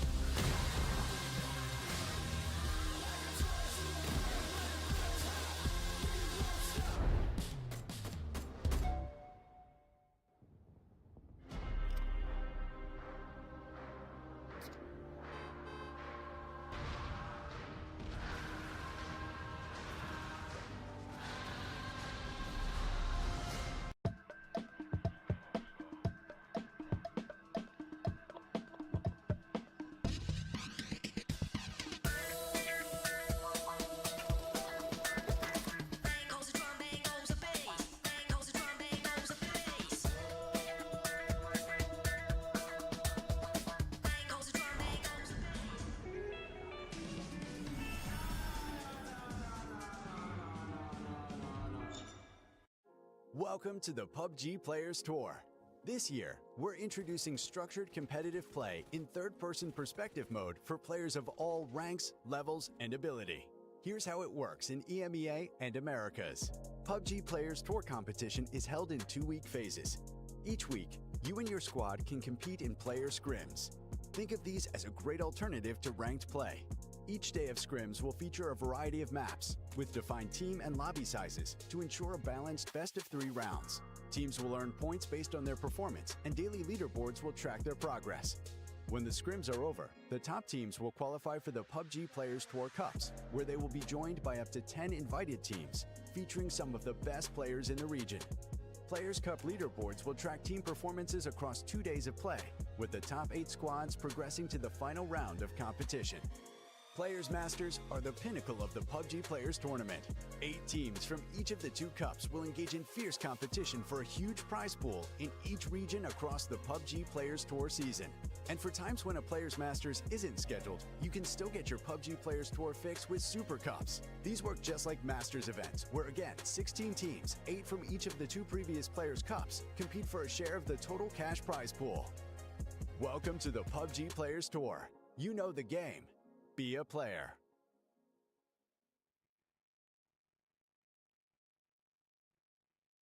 It's always a short break here when you're fighting out in the TPP Cups. First 2 games done and dusted, and they have been explosive. A lot of teams being aggressive and showing us actually they want to take the money at home with them. For now, though, obviously, as we said, we've done Taego, we've done Miramar. Up next is going to be Rondo, and yesterday, that was an explosive game as well. And we saw other teams shine a light when it came down to open endings. Big moves on the scoreboard. Thank you, production, for showing it. Right, 33 points for FaZe Clan. They went into that game with, I think it was 12. I think it was 12 points. They were going in 14th place. Now they're on 33. And with 33, you're 8 points behind 4th place, right? So they are back in the running just like that. One big game. Same is true for Na'Vi. Also making big steps on the scoreboard from 19 to 34. Just like that. Huge amount of frags for both of these teams. Chicken dinner for FaZe, and they close the gap. At the top, Fairy Tail, 0-point game for them. They let teams catch up a little bit, and Foot decides not to catch up at all. 62, that's 1 point in that last game. I do feel like the top 2, though, they're still holding out. There's still no one really contesting the top spots. Hive obviously closing the gap, so they've jumped up the leaderboard slightly. Win or Die and Storm obviously being pushed down. So maybe they're the team looking to step up. Maybe they're the team that are going to try and close these final 2 games and breach the gap between them and that sort of second place. Rondo's always a difficult one for me. Some teams do prefer it. Obviously, we see more gliders being played as well. So do we look at teams like Team Ascend? Do we look at Hive because they're glider-heavy teams? They're able to gain the information. So it's going to be down. Fairy Tail, got to keep the consistency up, though, Carl. We spoke about this yesterday. They've done really, really well day number 1. But are they a team that can keep it up over 3 days? It's difficult. And actually, when you go out of a 0-point game, you've got to question it. Match number 7, though. As I said, we are going to Rondo. It's coming in from a northeast across towards the west, southwest. It does go right through the middle of the map. Test track, Neonite's Factory will be on for both these teams. Potential hot drop again. All eyes on Fairy Tail. They need to get points from round number 3. Some would argue that every team needs points from round number 3. Some more than others.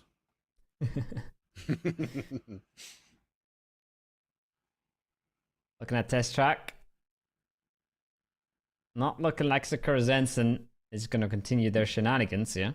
They have realized Mayron is good enough. And a free loot spot is a lot better than a contested one. So they're going to head off over there. Bushido and Freeside. Looking very dodgy here. There's not a whole lot of space on that northern side. There is a few cars, but Bushido is already sharing cars with Fairy Tail. So they're not going to be very willing to give up all that much. Bobby Lovo as well, getting danger close here to Celtics compound. So that's looking a little messy. A little too close for comfort for sure. It's a bit too close for comfort. So there are some cars there, but not many. Bushido are pretty wide compared to some of the teams around them. Send late as well. They'll be looking for that glider over that curve of the roads. They're giving up their loot spot, by the way. They're giving up Feng Tun. Yeah. For the glider. That is a send spot. So they're giving that up to Conquest. think because it's Kilikai now around that area. That's where the gliders normally are. So I wonder if they're just trying to scout it, get the information, and go from there. But zone goes north. Lots of a divide here. I would love to see a stadium, but there's the little the inner child of me coming out again, slipping out onto War Stream. Does have the opportunity as well for Ascend. They can get the cars. They can rotate quite early towards the north as well. Gives them options, but it is going to be reliant on them getting the cars and going soon. And at the moment, doesn't seem to be the case for Ascend. Is it a fight off? Is it bus stop? Something. Hold on! Let's go. Just waving in the cars from Team Ascent. There we go. Brex is found a vehicle as well, so I wouldn't be too surprised that teams go back towards that sort of northwest. But they're wasting a lot of time here. They need to get looted pretty quick because there'll be other teams looking to conquer the same area. Nice little detail there from Ascend, right? You want to be grouped up. If you're not grouped up, the car has to slow down and accelerate and stop twice. Right, so grouping up gets you on your way. You've always got it. You've always got the tactic. I just thought he went to emote. That was it. That's all I took from that. He wanted to bust somebody out the in that. wave Somebody in sticks. those comms said, and I think that's probably Keely, who said, "Just group up because I'm not stopping twice for you guys." You know, and saves them maybe 5 seconds, maybe less, but it is a difference maker sometimes. And yeah, we said this was a little close to comfort. It was too close for comfort. And the top fragger of yesterday is going out as the first player on Rondo. It's the first player to go down. Metabane using the opportunity to reclaim his bike, maybe put it up into a safe area. That's a big loss. It was a loss for them last game. Loss from this game. Does that mean we're going to see another point where Fairy Tail won't be claiming? And other teams, maybe Hive step up here. Maybe they get a good position, good placement, get the kills. This is going to be close here for Metabate. The cars go by. Does have the peak. He's going to go for the buggy. He goes for the spray. Doesn't quite get the connection. The buggy scrabbles over the other side. Beautiful scare for Fairy Tail, but not much more than that. Mountain bike for Bushido. How many cars do these guys have left? Fairy Tail. Whee! Yeah, lands it. It's a happy ending for April. Crossberg might not have a single vehicle, and the rest of Bushido might not have more than one. I already see one there, but that might still be that mountain bike, right? I'm not sure if Bushido even have a car in this now. I think you're right. I think it is just a mountain bike. They shared too much. Whee! There we go. And unfortunately, they're unable to share their mountain bike. So a few running. As the samurais will make their way towards the bamboo forest. But unfortunately, the bamboo forest has already been taken. Three sides are here. Bushido like playing out from here as well. So they might get caught, and that bike might come in pretty stealthy. But he's going to need to put down some numbers.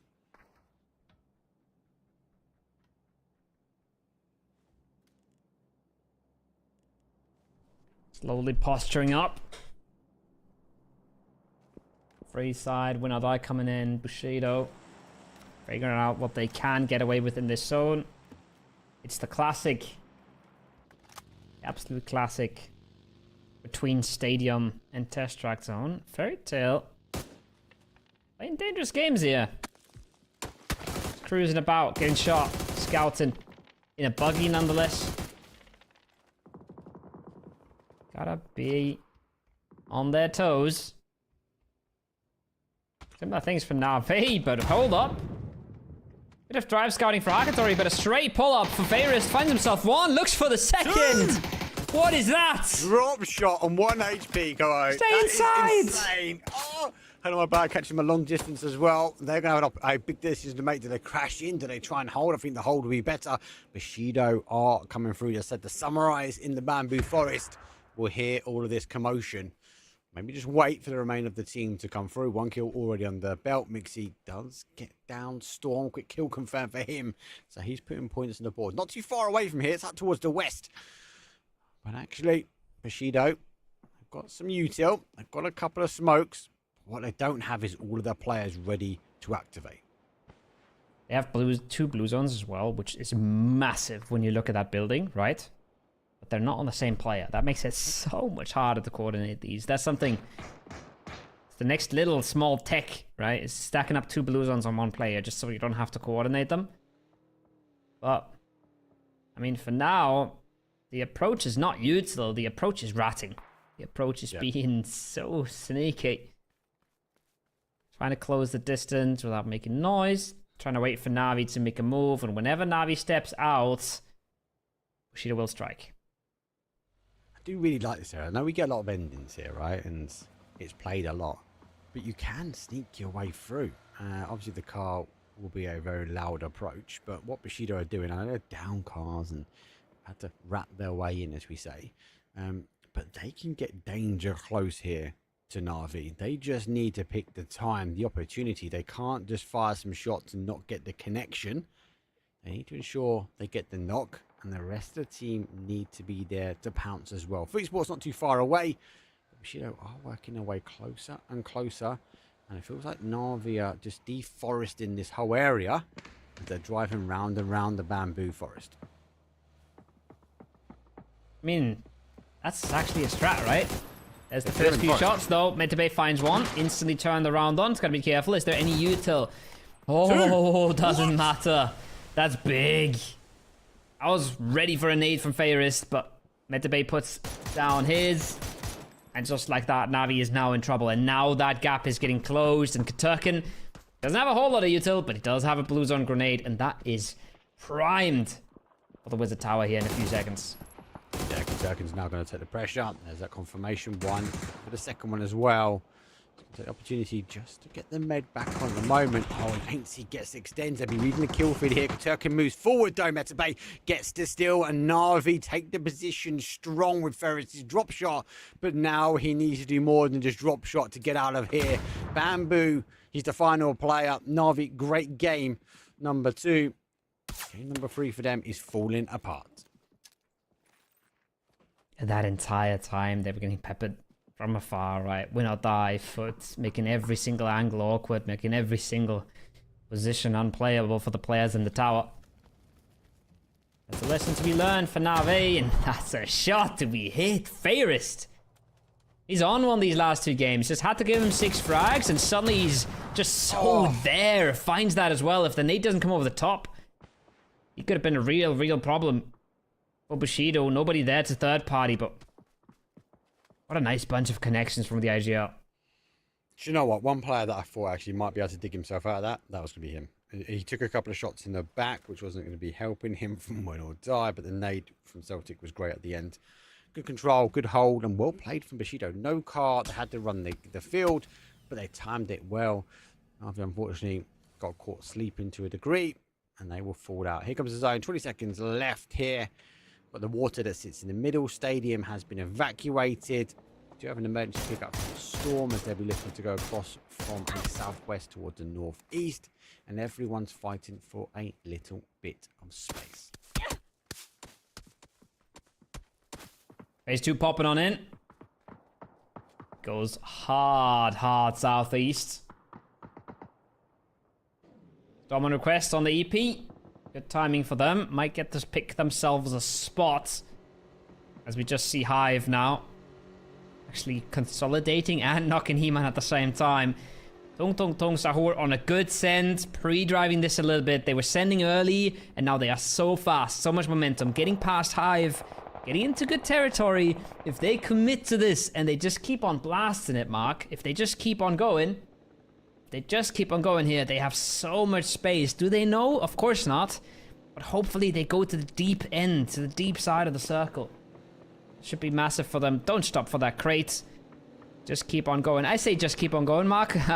You can see right there. Driving on Taego, it's not that easy. No. The train does not help. Talk about the train not helping. It's Storm Request. They did take some of the high ground here. Phase underneath. Football Sword able to get across the bridge just by Secure Ascension. He needs to be cautious. Make sure he doesn't slip. Shrove gets to knock on Inksy, but he's in the high ground as well. So the elevation providing some cover. Football Sword following the same path in here of Tun Suhur. It's dangerous. Actually, set up this scrap. They want for more of a lower. They want to keep the momentum as the car. They've not gone into the forest.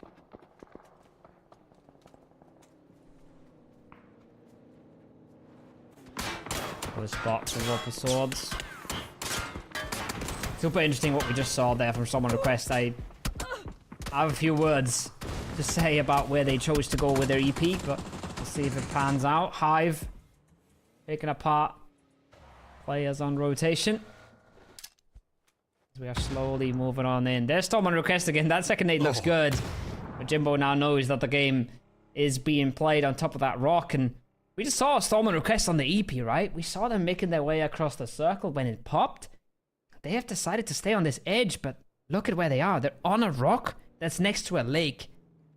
We know zone goes away from water, zone goes away from rocks. When phase 4 comes around, the game is never ending here. So them EPing to this side of the circle, tons of information, and they might find a good play off of this. But I would have loved to see them just EP all the way across the zone, all the way to the hard shift. And they could have the space that Ascend is controlling right now, the space that Tung Tung Tung Sahur is controlling right now. And I'd say that's generally way more favorable. It's part of the name, Caro. Storm, high ground, water. It's all part and parcel of what they're going to give. But for now, we are going to see Sahura, who did play their way through. Ascend obviously have wrapped their way around. Part and parcel of that is because Brex is sitting in the glider. He's able to gain the information. Akim, well, he has been really, really strong though on day number 1, especially when it comes down to that heavy util usage. He's been booming. Wait and see if he can stop the push here. He's making enough noise. And Ascend, he's going to try and help work their way around. And at least for now, no real engagement in this kind of northeast corner. I think it's part and parcel waiting for the zone to pop. Ascender in the cars ready to go. It does play back again the other way. So we bounce back towards the east. Now we bounce back towards the west. And Sakura Sensen now sitting in a good spot. And as you said before, Stormer Request, they're always going to lose the zone. Well, they just lost it now, Carl. Big shift. Lots of water still in play. Means we are going to the south. Means Freeside is in a great spot. I mean, Warple Swords in a great spot. This zone, it's going to eliminate all that water. It's going to go right away from all of the river, right? So it's got to go somewhere to Freeside and Warple Swords. Fairy Tail knows this as well. That's why they're just sending it across, looking for a space in the forest, anything they can play. Teams would love to play the Warple Swords dip now, but they've been beaten to the punch. And even a team like Bushido, who's on the very far edge, on that bamboo side, you just saw them there. They're in a reasonable spot now. What you're telling me is, well, this is the first time we're seeing a bamboo ending. This is going to be crazy. Freeside, they've got the prio. They're sitting right in the middle. Bushido have worked hard for their spot.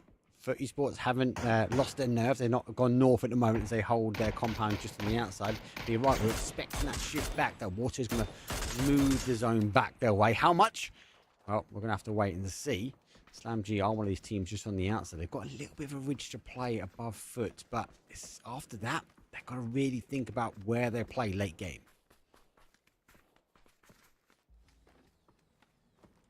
Yeah, it ain't easy. Not all those spots left. There is a pull-up to be made towards Win or Die, but Win or Die is still 2 splitting, so they would crunch on that as well. We know that wouldn't go well. Slam G might not know that, though. Might not have information after all. They don't have a map stream to look at. The game's played a little bit harder, but you don't know the location of everybody else. Conquest coming in on a good side, though. Coming in on the north. Coming in on rather uncontested space. If they want to get up the hill here, they will have to contest.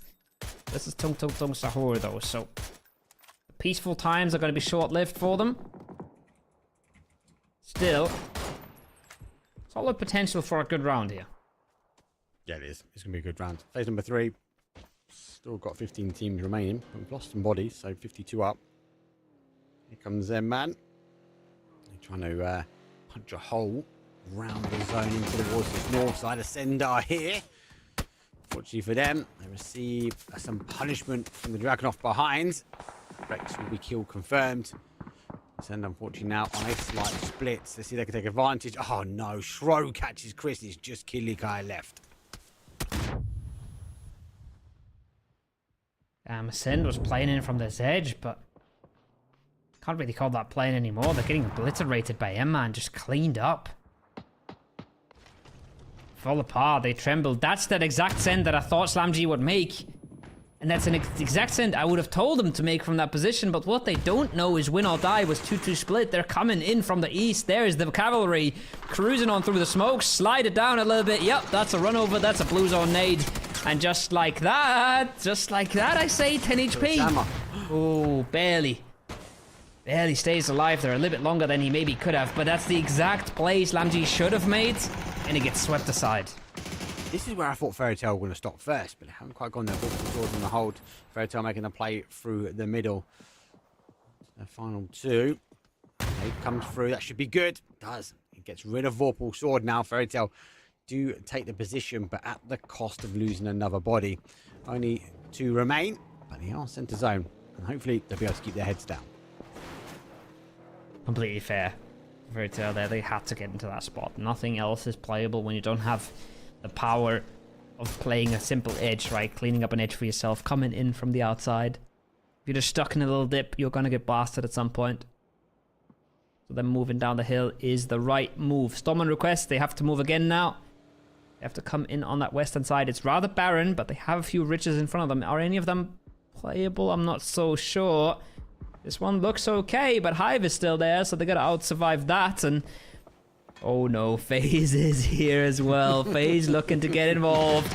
That's a three-man drive-by. Swinging on in. First one falls immediately. This is going to be a bloodbath no matter how this goes. Kadel, he's so overwhelmed. He doesn't know what to do. Oh boy, FaZe alive, but Hive is blowing them up surely. Look at that nade. No way. That's a good nade though. Presenti does get caught though. Rocks up further. Shengun also holding. Dante waiting for the to pop out the top, but it looks like the FaZe not giving her much. Presenti confirmed. And there is another knock. James, he's bleeding out. Gustav needs to get away from the vehicle as quick as he can. He doesn't quite get there. And Rocks, well, he claims one using the car as the destructible measure. Oh me, oh my. I thought that was going to be a whole lot cleaner for Hive. Thought they were going to sweep in and destroy this, but their nades just don't connect, and there's just so many cars. So many cars in the middle there. That nade is looking okay. The bounce is nice, but it's too short. Fixes the folded shield by now. It's a little bit too much cover for that FaZe Clan squad. Resetting up to 3. Looking to play a really good game from here. Yeah, really, really strong. Do you know what? For me, they played the smoke so well. They knew when to push in, so they pushed in as a 4-man on a single car. Difficult enough. But instantly, 2 of them go towards that top side. They're still in the smoke, but they're peeking over the top, able to gain as much information. TTS is holding as well. They are getting a slight push here from Conquest. They have lost 1. 2 kills all at the moment. A shot Stowe. Needs one more. Doesn't quite get the connection. Oh no. Look at that though. Great stand. Refuses to move. But he now needs to get a med on. More nades come on. Actually causing more damage to their own team. And they've got to be careful. All clean right now. Tung tung tung sahur. We're hoping to sweep this aside.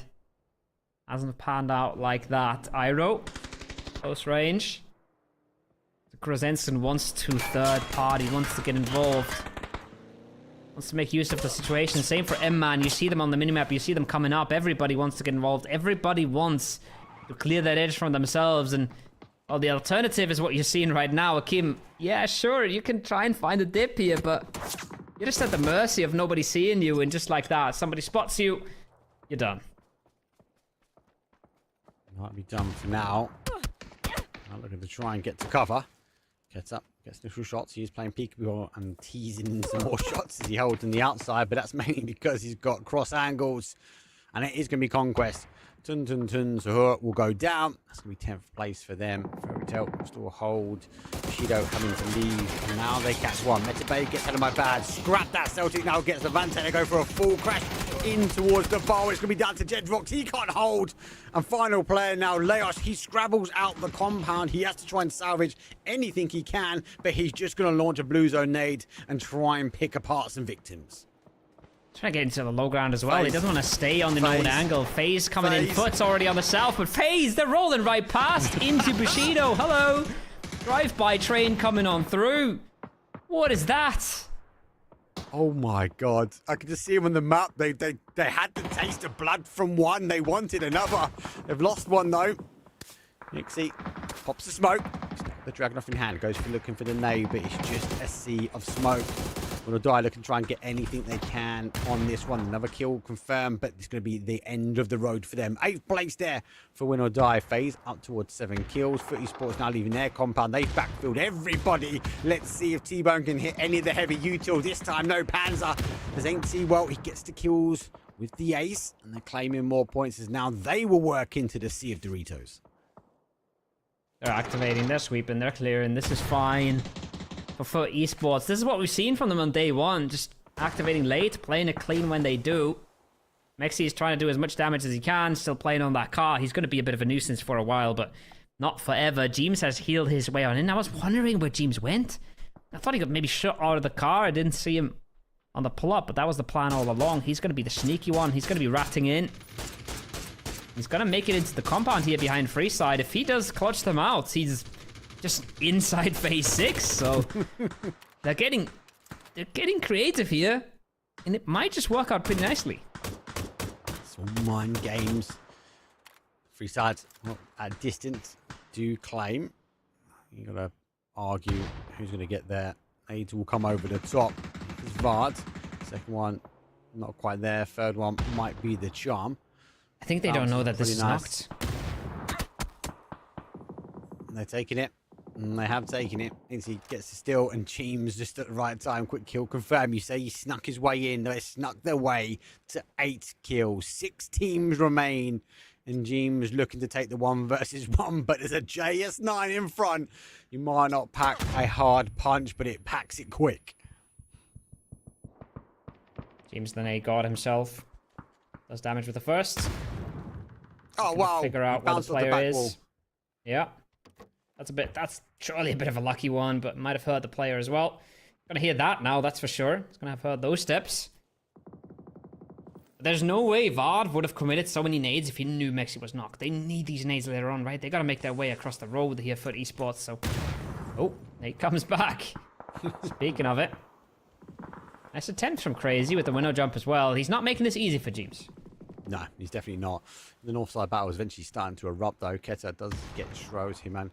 Puts down mad negative. Mosto fair for a field. He's trying to hold an area in, so for them, they're going to try and keep those, keep their head down. James tucks into cover. He re-peeks at the perfect time. The JS9 spent most of the mag, but it's not going to despend or dispatch phase as he claimed a 2 versus 1, but now finds zone and hard cover to fight out from.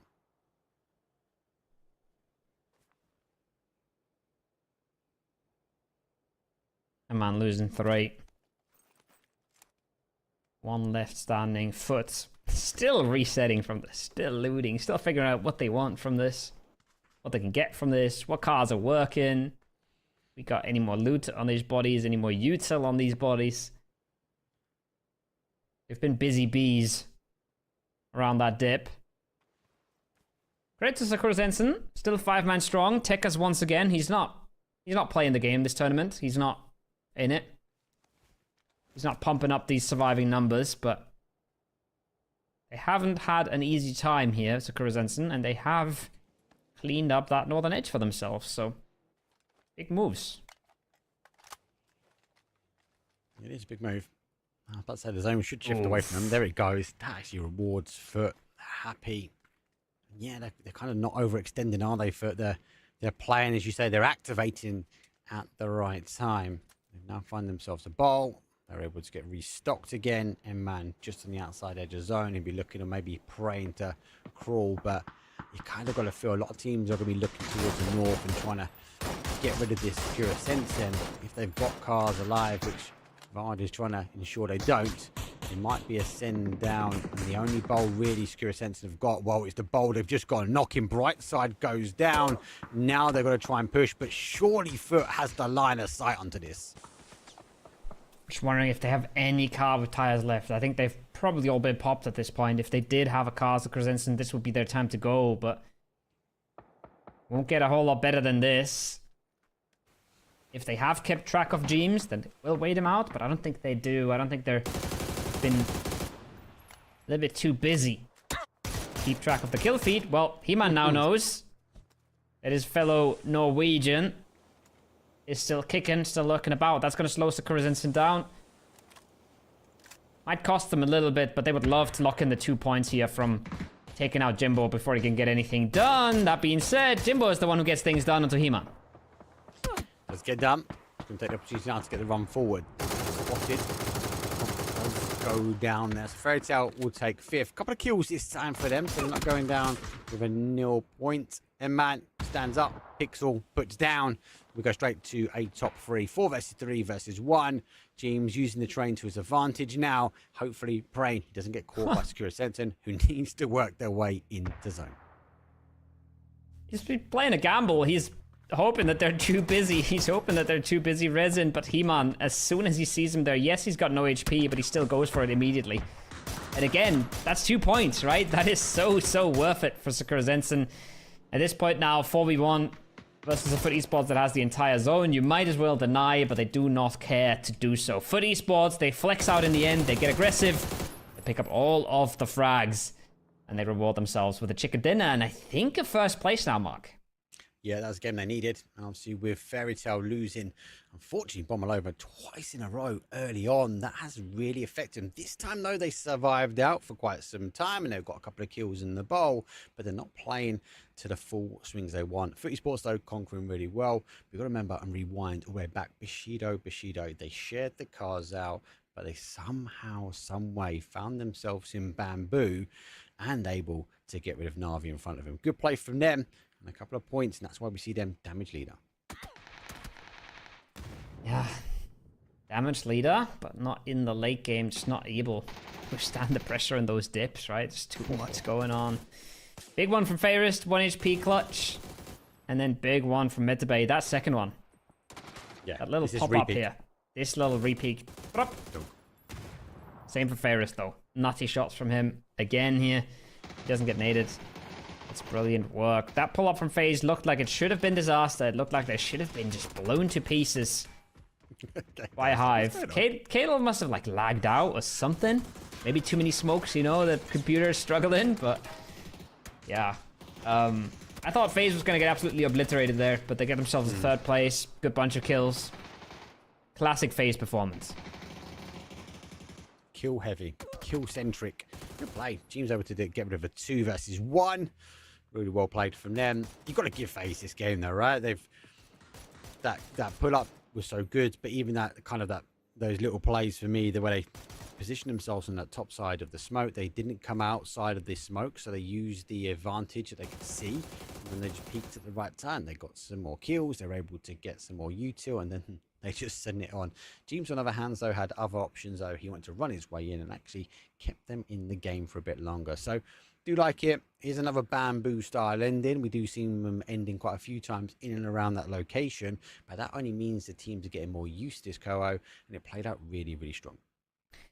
Played out well for a lot of teams. For Esports making the most out of it, and I think they have put themselves at the top of the standings now, finally, after so many games of chasing Fairy Tail. But looking good at the moment, looking clean, looking decisive, and we are looking for one more break until we bring you the last game of the night. So don't go anywhere. We'll be back in just a few minutes. Welcome to the PUBG Players Tour. This year, we're introducing structured competitive play in third-person perspective mode for players of all ranks, levels, and ability. Here's how it works in EMEA and Americas. PUBG Players Tour competition is held in 2-week phases. Each week, you and your squad can compete in player scrims. Think of these as a great alternative to ranked play. Each day of scrims will feature a variety of maps, with defined team and lobby sizes to ensure a balanced best-of-3 rounds. Teams will earn points based on their performance, and daily leaderboards will track their progress. When the scrims are over, the top teams will qualify for the PUBG Players Tour Cups, where they will be joined by up to 10 invited teams, featuring some of the best players in the region. Players' Cup leaderboards will track team performances across 2 days of play, with the top 8 squads progressing to the final round of competition. Players Masters are the pinnacle of the PUBG Players Tournament. 8 teams from each of the 2 cups will engage in fierce competition for a huge prize pool in each region across the PUBG Players Tour season. And for times when a Players Masters isn't scheduled, you can still get your PUBG Players Tour fix with Super Cups. These work just like Masters events, where again, 16 teams, 8 from each of the 2 previous Players Cups, compete for a share of the total cash prize pool. Welcome to the PUBG Players Tour. You know the game. Be a player.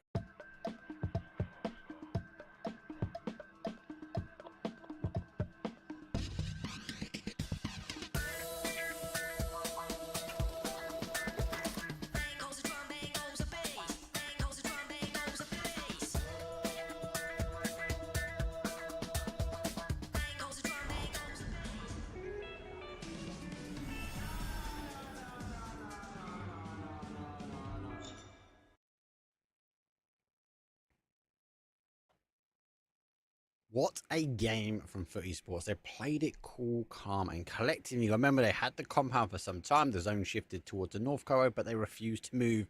They waited until the action happened in the bowl, and then they swept in, took the zone, and eventually taken the win. There's so much to look at that in that game, because remember, Win or Die was the team in the compound, right? Win or Die was the one that held that originally. And I thought they did quite a good job defending it. They did a great job defending it against SlamG. They did a great job setting themselves up in that early game. But then when push came to shove, they just got rolled over. I mean, they got drive-by with Bushido, right? We saw that double drive-by with the 3x. I don't think I see many 3x drive-bys.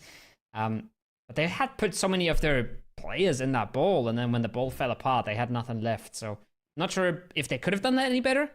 That looked solid for me, but it didn't work out for them, and FUT is the one that benefits the most of it.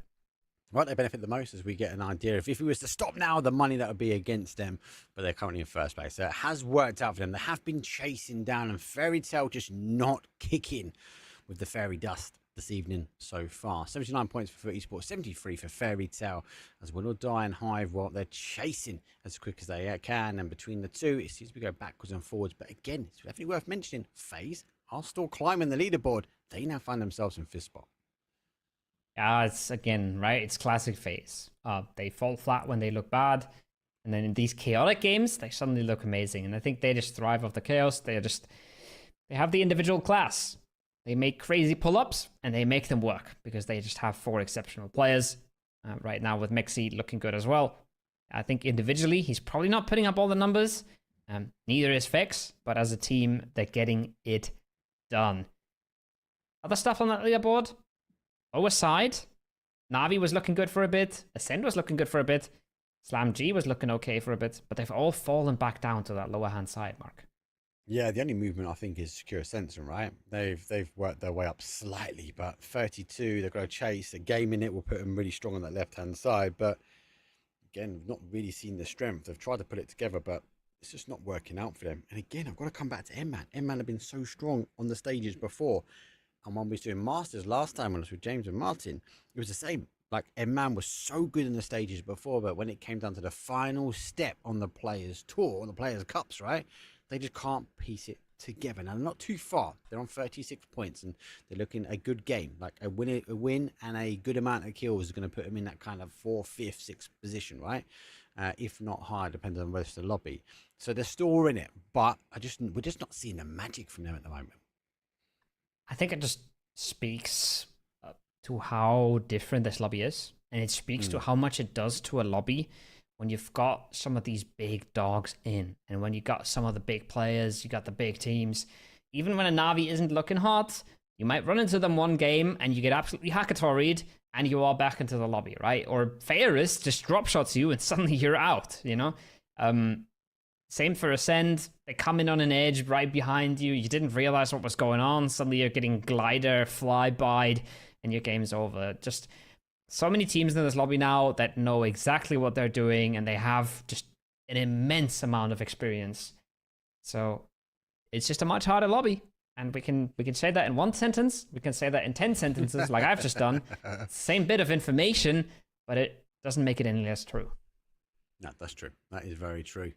But it's good. Seeing obviously FUT Esports at the top, though. If we have a comparison between FUT and FaZe, there's not much in it. And arguably, FaZe, especially with the average damage taken, is huge. But it looks like FUT Esports able to deal more damage than FaZe. But I think day number 1 for me, FaZe was a slight write-off. Footy Sports, though, have been that more consistent team. Well, it's the final game here for day number 2. There are 3 days of action, so we do have 4 more matches coming back tomorrow. But for now, we're going from the south towards a northeast, and yet again, the same story from the flight path is they're hanging on the east side of the map. Hard on the east. But Chinky is a stretch, which is it's a thing you almost never say, right? It's almost never the case. That's what makes the spot so good. No Zaki ending this time around. Not even really. I mean, Saverni you can get in cars, but try to get to Promos, try to get to Gatka, try to get to the boatyard side of things, Watertown. Ascend is interesting here, Mark. It's Chris jumped out next to Prison. Keely jumped out almost all the way up to Kameshki, so they weren't quite sure where they were going with this, I think. And they are now contesting quite a bit with Tung Tung Tung Sahura and a single Fairy Tale player. It's be a downfall for them. As you said, they started well, not great, so they want an explosive ending. With that, it's a interesting scrabble for the cars. Well, it's 2 here. Fairy Tale are going to get 1 uncontested, though, and we do have a ride. Tun Tun will be driving Ascend. He just now needs to figure out where he wants to drive him. He does jump out, doesn't get the speed up. Now he's going to try and get the run over, but he done the mistake. He went in towards the forest, the area in which the saying, "Kadoosh, goodbye, get out of here. I'm picking my mate up. See you later." Do a flip. I mean, that's a classic, right? Somebody's getting style points. Chris is getting work done. He just puts him down. No BS. Just claps him out of the car. Bum. Thank you. I'll take that point any day of the week. Look at that map, though. Look at the rest of Ascend. They're driving into someone. This was clean. You know? I got you, bro. Brex, good-noosh. See you later. This We got a military to get to. This could have gone all kinds of wrong, by the way. He could have literally just flung that guy into his teammate, but it worked out. That being said, when we go back to live, I think they've driven into Mansion, right? And there's a Tung Tung Tung Sahur player in Mansion. There is. Yeah, Brex is already flushed. It ain't pretty. So, as a point claimed, Breck's style points have come to an end. And, well, bit of ensured destruction. What I can tell you, with 2 minutes 40 left on the clock, these teams need to get towards military, and only 3 teams jump for military. And Freeside, what they jumped for was the west. They got the cars, they went over towards the other side. Do they close the bridge? Do they come back? They will know if they do it right. Get there quite quickly. And Navi, well, they drop towards that middle section, and they do that sort of team liquid rotation and get straight over as quick as they can. But they've got to be cautious, though, because Freeside right in front of them.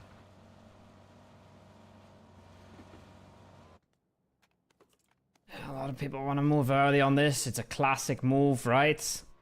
Chinky team sends it down early. Have they spotted Cantix, though? Do they have an idea? I think they're smelling something. At least they want to do their due diligence. They might still walk into that. They might still just walk into that. Sosa doesn't have a helmet. Raiders not looking to clear all of that out. And okay, there's smokes. So there's something. Whatever they have spotted, they at least have gotten a clue. They're going to be disengaging, reconsidering their options, but it delays them a ton. Yeah. They wanted to get across the name. They wanted to get towards those compounds on the other side and try and hold, especially with this zone. We've got so much water on that west side. We'd expect it to come back to the high ground. We expect it to sort of play in those. You tend to find teams in those compounds. They might not get huge amounts of kills. But it's a fight. But no, someone brought a knife to a gun battle. And there's Brex coming down. Yeah, you tend to find those teams in the compounds. They might not get huge amounts of kills on the west side of military, but they find themselves late game and potentially with a victory. Yeah, it's super interesting how you approach these melee zones. It's a bit different to everything else on the map. It's a bit more barren. The west side of melee is super polarized by that one little granny on the top, right? That one little spot that sees almost everything. But that spot isn't overpowered at all because, yes, it sees everything, but it's so easy to get pushed from multiple angles. It's so easy for people to walk up from all sides. So tricky spot on that western side. And then if it goes any further east, Millie base, yeah, you can play it, but you can't control it. The forest north of Millie, yeah, you can play it, but you can't control it. So super tricky, and super interesting. Behaves completely different than anything else on the map. Yeah. That's why I see so many teams in the different types of rotation paths as well. Teams play it late, sends after their amazing driving skills, now reminding each other that actually I want to lead the pack. New boy, try out for send, and if though works his way back, so looking for a little bit more loot. It's Chris, as you say, getting business done. He's going full send towards the zone now. And everyone else, well, trying to find how they want to play this military island. Slam G, a team which needs to get climbing this leaderboard, find themselves with a slight split here against Vorpal Sword. Might just catch them off guard, to be honest. Doesn't look like Vorpal Swords are ready for this at all. Doesn't look like they have a clue at the moment. Again, this is also a melee-based special, right? You gotta catch every single angle. Gotta worry about boats. Gotta worry about EPs. Gotta worry about the ferry. Slamgy's just gonna play this very slow, very methodically. Gonna creep their way on in. With shots coming in from the other side, Vorpal Sword is gonna be mighty distracted here. I'd be very surprised if they don't just walk into this just completely open arms. No chance. Vorpal Sword got the right thing on there, scouting the boat, and it's always going to be the case. Let me scout the other way, see if anyone's coming across the south ridge line. I got quick kill confirm for them. Vorpal Sword now as a 3. Have the opportunity to get out of here. Does get into the car. The AK from Boostig, well, gets a couple of shots, but on the other side is Conquest. The information now. The Southport has been activated. Noise underway. All the rest of the teams trying to work their way. Fairy Tale, well, they go for a 2-2 split. Some of them go for a boat. The others were too late and they missed a ferry. As, they now need to work their way towards the bridge. Lucky enough for them, as we can see it, the bridge is clear. And we know if FaZe want to deny, they're the team that hold that east bridge up. But for now, they've moved themselves into center zone. I think they've got an opportunity now to again climb that leaderboard. FaZe looking to capitalize here on game number 8. Love to see that from them as well. They're a team that sometimes does go a little crazy and does go a little funky, especially in the last game of a day, you know. But they are playing this super solid here, disciplined, getting center spots. Now the EPs are coming in, plenty of them as well. The winner dive one, I'm not super sure about. The M-Man one, however, looking like it's going to be timed rather well. And then Sakura Zensen you can see on the map as well, right? You see them there. I think they're just waiting. I think they just got blocked by M-Man, so they gotta wait to put up their own EP now, and they gotta wait for that to go past. They're gonna fire off the shots at M-Man while also pulling up their own EP. They're gonna be a little bit late to the party, but I think there's a good chance here that you wanna be late. You wanna see this shift before you land anywhere, Mark, because this phase 2 shift in 1 minute is gonna decide a lot. And M-Man, they're going to be deep inside the zone when it pops. Sakura Zensen, they're still going to be in the blue when it pops. But at least...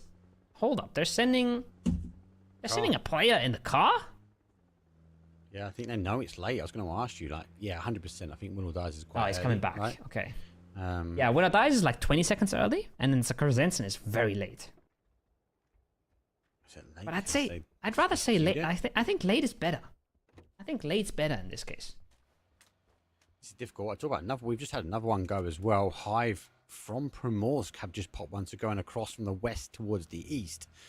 Again, theirs is timed pretty well. There being a little bit of blue. They're not as far out as the Sakura Sentence, but it's a different flight path. They're coming across the zone, not top to bottom. The zone shifts very heavy. Sakura Sentence is so good. Yeah, it's timed well. I have to wait and see though. I think you are right. Late is better here. And talk about late. Well, Ascend getting caught up in traffic. These two teams decide to still fight it out, and that is a huge shift back towards the west. We got huge amounts of water remaining. The trench in between, win or die, want to go back the way they came, as it is just a sea of helicopters now lighting up the skies. There's this classic moment where I hate on a team for going too early on the EP, and then they land, they get a bad zone, they just pop another EP, and I'm just like, oh, okay. I mean, that makes sense. Yeah, sure. If you have a second one, then you can go early. Shro does Shro things, pops a play out of the car. Potentially, I mean, theoretically possible to get the res. Is it going to happen? I don't think so. Yeah, a lot more teams going to come on that hill. Going to cause some problems here. And man in a good spot. I think, again, we'll see the zone sort of pull back this way. We've got to lose the water at some point here. Hive, well, they don't take their chopper for long. They still stay on the west-hand side of the zone. Hakatori, he launches the M4 at Presenti. Doesn't quite get the connection. The information is they've got neighbours a little bit further afield. They'll be okay. Bike and motorbike, there's two different styles of transport. But Na'Vi at the moment in the southwest corner are going to be okay. Some teams are pushing their way. Can't see Vorpal, Sword and Conquest, but the fight's still out in the blue. This is surely ensured destruction. It's phase 2, right? These guys can fight out for a bit of time. But both teams here are losing. This is ensured destruction in my eyes. It's just a waste of time. Kili is already gone, by the way. He's fully out of this. But the rest of Ascent, they're stuck here. They're going to get these 2 points and see what they can do with it. 2, 3, whatever they can get away with. They have basically just decided, okay, we'll get the points. We're stuck here either way. Now, if production could do me a favor and pull up that map, yeah, there it is. Observer had it up for a second. Just look at where Zakrzewski is now. Just based off timing their EP, the best out of all of these teams. Insane spots. Did they split themselves a little too greedy? Probably. Are they in trouble now? Are they in trouble now? Maybe. We'll see if they can weather the storm. But again, such a powerful tool that you pick up. If you time it right, you use it correctly, it's insane. Well, about using the line of sight. That's James. He uses that to insane. Gets 1 and gets 2 with the narrowest of margins here. Bushido working their way in, but it's mad negative. That's going to cause the damage. But actually, the rest of Bushido has been denied here. Fex should be able to get the res back on. We're not going to see EMEA make the push just yet. Ascending the kill feed have gone down to just a solo player, which is Gilligai, who's moved all the way towards that north period. I was about to say to you, Sukura Senton have taken a lot of area, but they also took a little bit too much. Vorpal Sword take part of the compound. They lose 1, but they did get prior spots. They're going to be happy with this one, and they'll be waiting for this next shift in.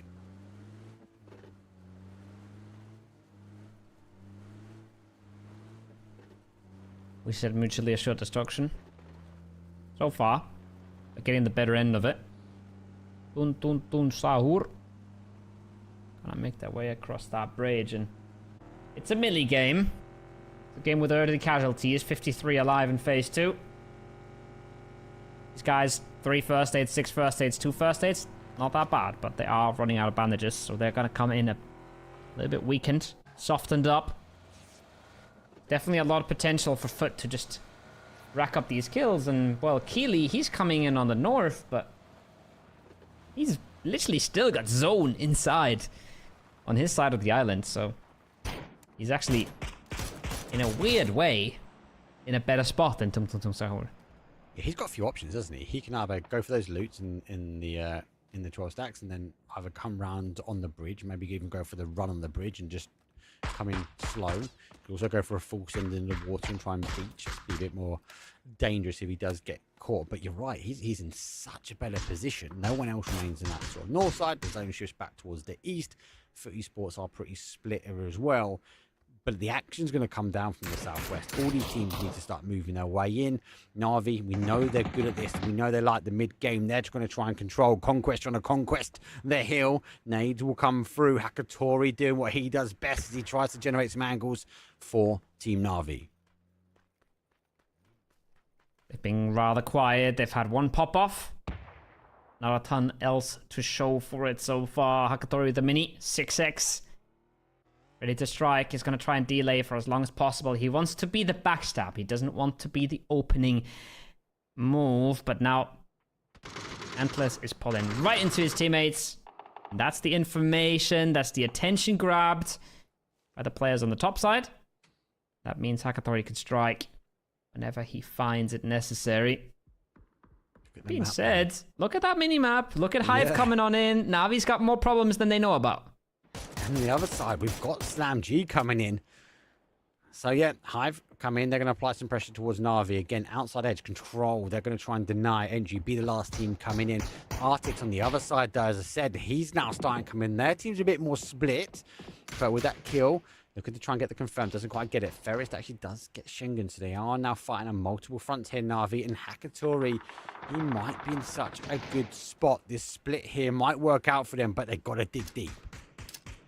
Remember when we talked about this early game? We said, yeah, this granny on top, it sees so much, but the whole map can walk up if they want to, and the whole map's doing it right now. Hive picks up Hakatori, knocked and flushed.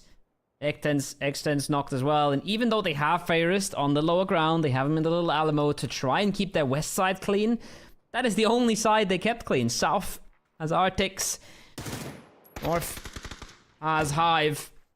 Just like that, Na'Vi is in a big bit of trouble. Sauced has to find two here. If he only finds one, well, Extens finds one. Keeps him in it, but again, not enough. Not enough for Na'Vi.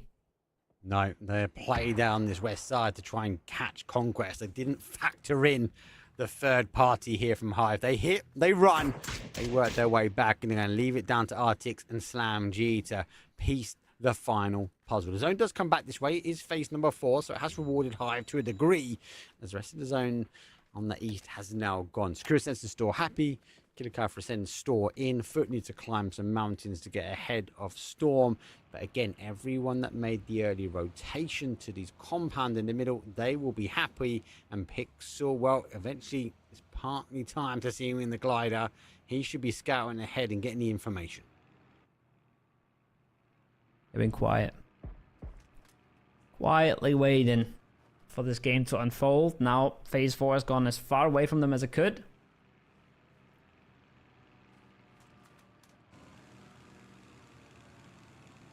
Pixel's trying to join the shots, isn't he? He's trying to force him to shoot. We'll see. Hello. Yeah, goodbye. Tun, tun, tun. So Ahura goes down. Win or die will hold. 4 kills for them. And they defend their compound pretty well. Works out. Desperate breach from Tung Tung Tung Sahur. Meanwhile, Kilekai still alive and kicking.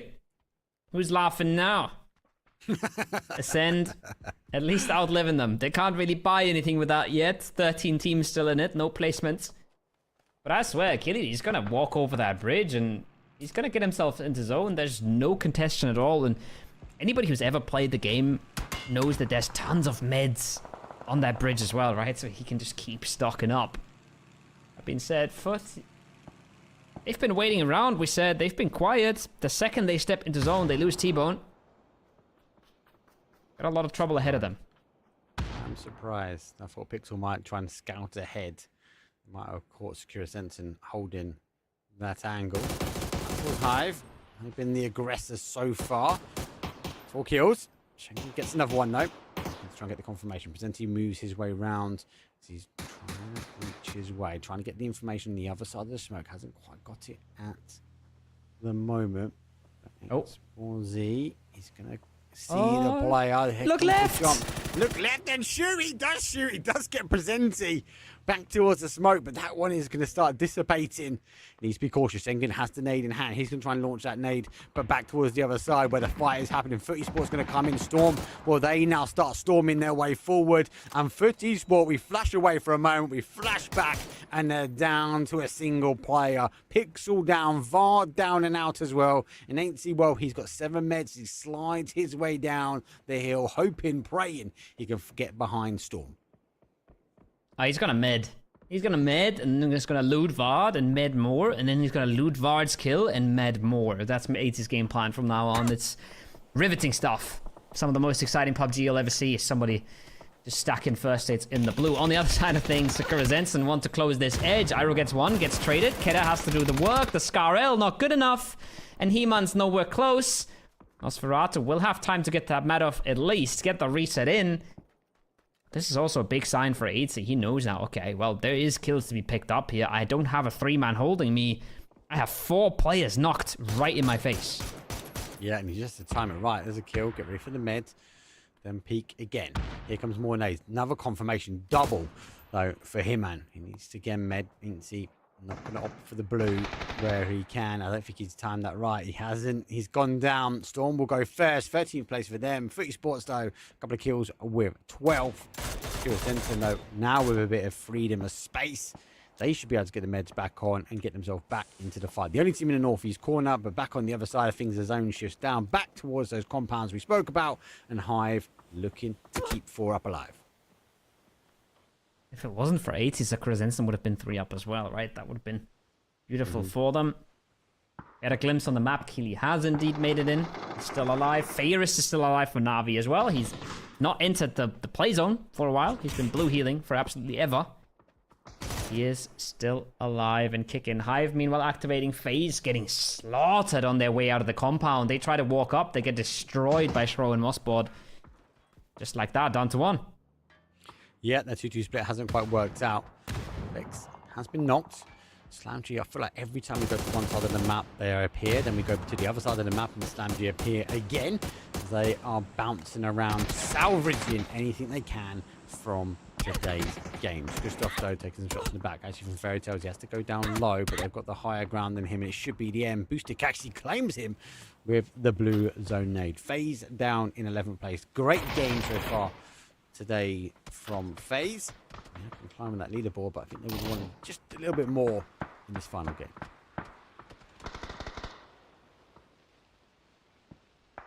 Mossboard finds one onto Hive. Making that push as hard as they possibly can. Vorpasaurs want to work their way into Fairy Tail. Fairy Tail, a team that hasn't shown us the same level that they were showing yesterday. They're still solid top of that leaderboard. Now with Foot having an off game, this could be Fairy Tail coming back, but it's not an easy fight here. Multiple angles to be dealt with. That being said, Presenti helps them out, finds one. X-Razor on that rock, though, he could pop off. He finds players in the open. If he gets that first hit off in time... Oh, I don't think he has it. I think it's one tick too late. He goes down. Hive stay alive in this one. They stay sweeping, but more and more shots coming in. This is just such a hard push. Dante goes out in the blue as well. They go for the cover, but it's going to be punished. Rox gets Bommel over. April gets Dante. Quick kill confirmed, and Rox will eventually fall for zone. Hive could have stayed on the good side of the blue, but they will now fall. Only the one knock. No one else really can contest, unless maybe Ferris eventually making its way closer and closer towards the edge. They'll be okay. On the other side of things, though, Kilikai has made his way in as he took the high road on the north side across the bridge and now back into the action.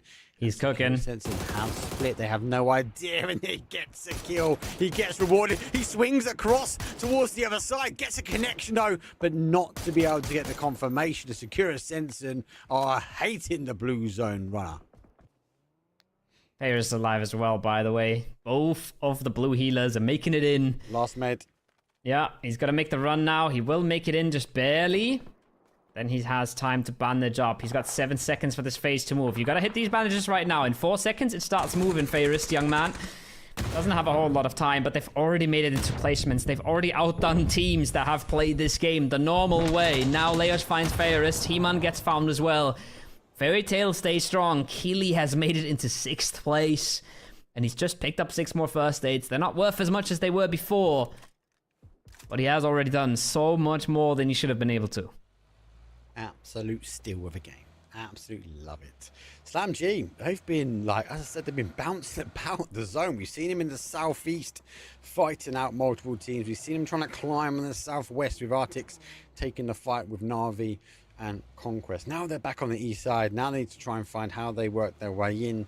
Does Kilikai from saying keep low? Does he try and take the momentum that he's got so far and get some more points on the board? Well, they're going to get shift in.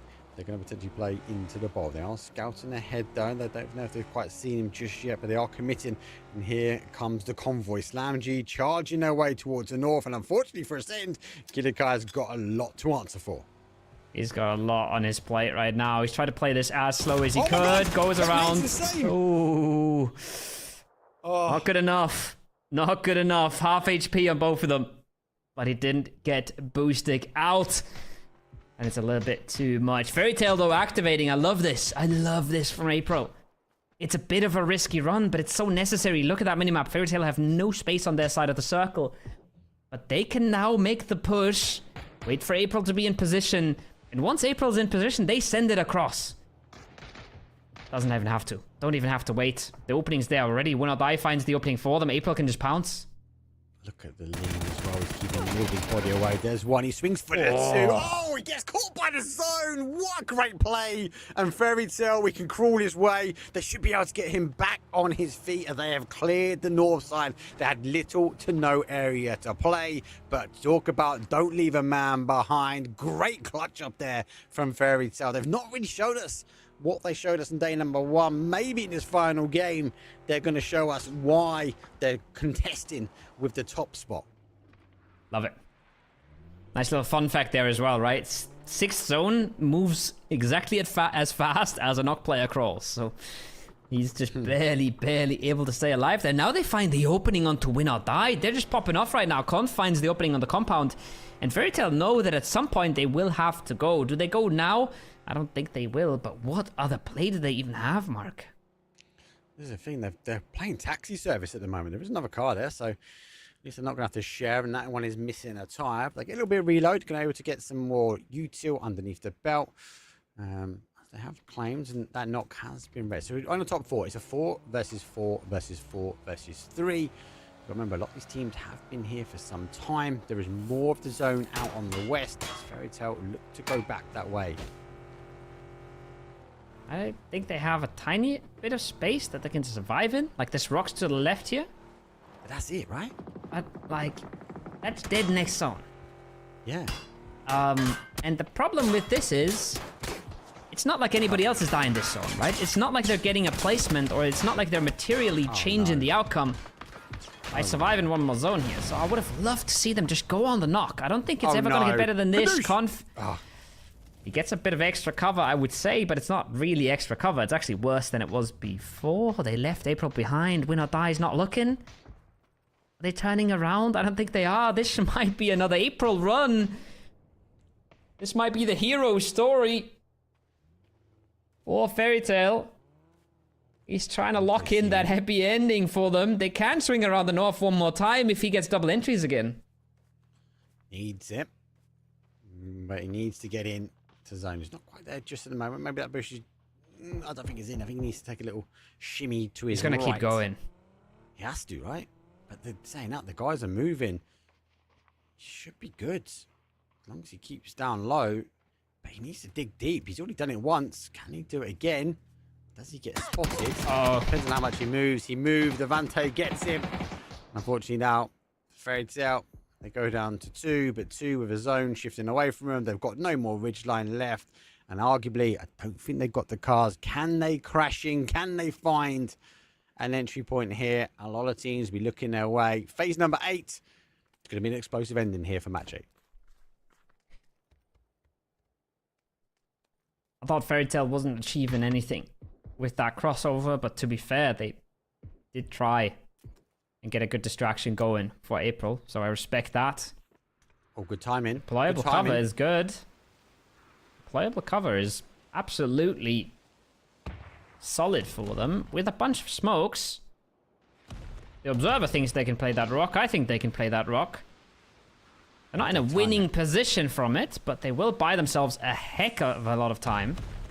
Look at that. This playable cover coming out of Win or Die as well. One of the best additions to PUBG in the recent years. Absolutely game-changing. Now they're going to try to fill the gaps in the smoke line. And they are going to try and make that cross. Nade comes out. Free side. Placing these to perfection. Damage is done. But no knocks just yet. Win or Die reset. It's the timing. The timing's helped Fairy Tail. I think he saw him. Great nade over the top. Doesn't quite bounce exactly as he wants. The second one looking better, but the nades will roll downhill. Good 54 damage. Second one goes just past. That should get the knock. It does. As hell of my bad. I think Conf got caught the last second there. And hell of my bad. Double nade will get the confirmation. The timing was good for them. Fairy Tail down to 1 though. Mad Negative also down as well. As FS, well, to hold their compound. It is organised chaos. Shotguns are in hand, and everybody's fighting for anything they can in this final zone. This is in anybody's hands, to be honest, at the moment. Not the M-Man player anybody is, but literally any team has chances to win this out. Shro is just charging people down. He's got to slow down a notch now. That flashbang not bouncing as he would have wanted to. Free side down to 2. M-Man still 3-man strong. Win or die. Could maybe get the res. Crazy's hiding on out in the back of the UAS. It's absolute carnage in the compound. And then Bombilovo on top of the hill. Just chilling. Watching from the sidelines. Hoping he can make it in.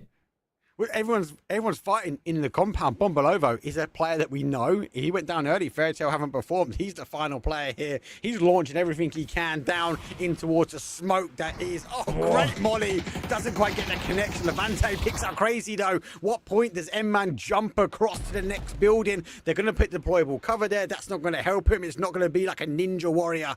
A jumping stone is not going to be for them now. M-Man going to go for delay. It's phase number 9 with numbers are starting to fall. Win or die are refusing to go down, and M-Man now have the blue against their backs. Go. They gotta get going now. They haven't made the jump in time. I think it's too late at this point. Shro is gonna hit the vault, but the setup is there.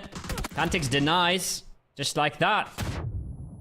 Hard times for M-Man. Bombilovo finally taken out. That makes things easier a little bit for the teams in the compound, but it makes things so much easier for Win or Die now, Mark. They can sweep, they have reset, they have gotten the res, and they got no one in their backs anymore. Timing has been done. Shro moves around the outside, spots out. Little peek goes through, catches though. The player on the other side, the M-Man will fall though. Levante will pick up 2. Then it goes down to free side. He goes in towards the blue. Hopefully not going for the denies. 2 remain, but he's got to get the med back on. Can this ball gonna get layout? Here comes the charge. He missed him. He's out in the blue. They do catch another one. It's 2 versus 1 here, but the zone is pushing. He's got no more meds. He's gonna eventually go down to the blue. It's not explosive, but it's a win or die. Well timed, well executed, and it's a 23-point game. Talk about that move making a game changer for Win or Die. Massive for Win or Die. Big game for a lot of teams in that late game. I mean, Freeside as well, getting stuff done. Fairytale making it so deep into that game, surviving on that hillside. We didn't think it was possible, but a bit of deployable cover, a few smokes. They stay in there for a long time, but well done by Win or Die. Everything that got thrown at them this game, they dispatch of it, they clean it up, no problem, and they move into a incredibly good position on the leaderboard now. I think that's for those 23 points, they're going to do them a massive service. Yeah, huge. They've been fighting mid-pack overnight. That's going to launch them up towards that top pack. But you've got to remember, especially that last game, for me, Win or Die, you're right. Everyone was throwing stuff at them and they were refused to get shifted. Talk about getting shifted. About some of the Panzers. And there goes one of them. We're going to see one straight after it in a second. But it was actually that play across the road. Like a lot of teams would normally get held out there. They deployed the deployable cover, also known as the Doritos in my world. And they worked across, and then it was aggressive. They could have sat still, but they had to deal with the, I suppose, the push from Fairytale on the north side.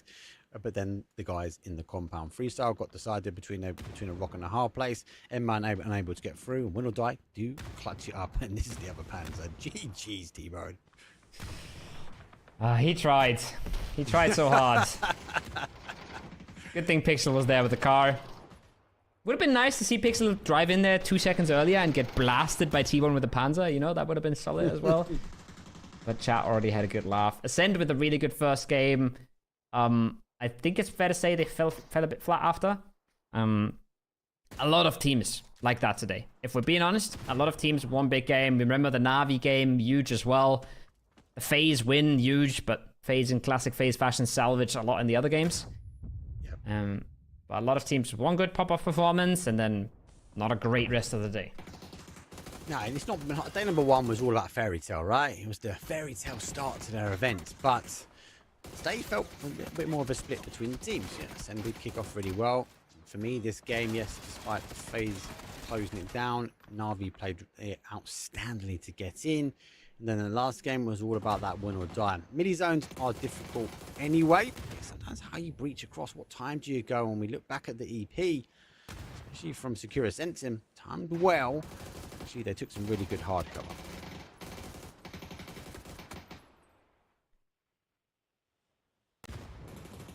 That's a big one as well. Big game. Not only for FaZe Clan, but also for Vorpal Sword standing up there in the late game. Nice little emote coming out of Gustav. Well, he probably watched Tekkas and got a little bit jealous. And he saw that performance on the rock in the last Player Cup. And And then, yeah, this is just the signs of brilliance, right? This is why Faders is one of the top players. He's not just the IGL. People forget this a lot, right? He's been the quiet player on Navi for so long when Diffix was still there, and now it's mainly Hackatory. But he's always been the quiet, you know, he's the IGL, he's not supposed to frag. Before he got onto Navi and before he took on that IGL role, that guy was an absolute demon. He was so good. There was people like not believing that his skill could be real, you know, that kind of caliber. And he still shows that from time to time, and I love to see it. Yeah, you got to remember the IGL's got so much more to do. And the fact that, again, I look at him with a 4 versus 1. Not many players that I look at going, do you know what? Potentially, he's in the right position. He could take it. He did take a few shots in the back from Win or Die. Unfortunately, a great nade in the end. Screw Sensing, not a bad game from them today. They have been climbing the leaderboard. So it's good for them to see.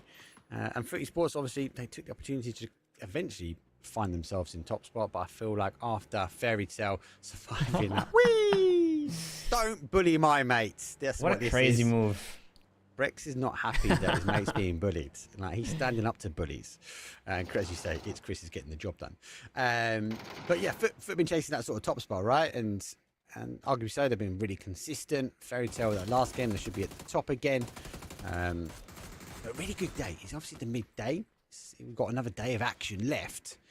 You've got to sort of warrant, does consistency work out, or are we going to see one of these other teams really climb the leaderboard in the last 4 games? It's going to get spicy tomorrow, especially now with Win or Die putting themselves in the conversation, right? It was a Fairy Tail Navi, or a Fairy Tail Foot, excuse me, show for the majority of the tournament so far. But now we have a 3-horse race, and we'll see how the leaderboard shapes up. Well, I'm not entirely sure who else has done the work. A lot of teams do get themselves into solid positions here. And remember, it's still 4 games, right? A lot of things can still happen. That being said, FaZe Clan quiet this game. Hive quiet this game. Tung Tung Tung Sahur quiet this game. So a lot of those teams that were kind of close to the top have fallen a bit flat. It's really just Win or Die who made progress in this last one. Yeah, it's difficult at the end. I would have liked to have seen a med back on, a 2 versus 1 battle, but it wasn't going to be the case. But it was always going to come down to those compounds. Freeside, one of those teams that sort of launched their way forward. They went to that north side, they came back, they held. And yeah, no surprise, Fairy Tail holding out as long as they can. Pomerova keeping a minute to win it. 41 placement points, 40 kills, 81 in total. Means they do top Foot Esports. They have not been able to claim as many victories as Fairy Tail have. Fragging out on the other side. Win or Die, like I said, they put themselves in the conversation now, right? 10 points behind, that's nothing in a best of 4. However, if you're Hive and you're 30 points behind, that is rough, right? That is, you're catching up a solid 7 points a game if you're Hive. Being 7 points better than a Foot Esports on average is crazy. So if we're looking at the win here in the Super Cup, I would say if anybody outside of the top 3 wins it, it'd be a miracle. FaZe Clan, I can see it. M-Man, I can see it. I don't believe it. We'll have to wait and see tomorrow, but the top 3 is so close. Any of those 3, I think they're essentially in almost the same situation coming into the last day. I feel like you jinxed it. 16 points, though, from the 4th all the way down. Good games, an Ascender, so Secure Sense and a FaZe and M-Man and RV. All names which we normally see in the top side, but they need to get more than just the 1 game, right? And they need to Fairy Tail to slow down a lot tomorrow. But you're right, there is only 4 games left to go. And obviously with that being said, and the leaderboard being so caught up at the top, these teams are going to have to go away and reset COO, replan and rethink how they go, because 1 more map's a piece and they've got to maximize the points. Yeah, and like you said, right, it's super stacked. Everything apart from that top 3 is super stacked, and we're still playing for more prize money out of that top 3 as well. So lots of to play for. And again, we are only having 1 more day until we move into that next circuit where we're looking for a Masters, right? Massive prize money there, and we're looking at the qualification for that Masters 4 that's been announced, where we might even be mixing Europe and NA. So lots of crazy stuff is coming up. Everybody wants to get themselves prepared. Everybody wants to perform at their best. And I mean, we're gonna have to wait to see what happens tomorrow. My money, I don't even know where I put it. one of those top 3 teams for me. I can't tell you. All 3 of them are fantastic and performing really well at the moment. Well, I'm not a gambling man. Consistency is key, but let's see if anyone outside that top 3 can claim the victory. As Kyle said, there's only 4 maps remaining. We'll be back here, same time, same place, to crown ourselves a Super Cup champion. So don't play some more PUBG. We'll see you guys tomorrow.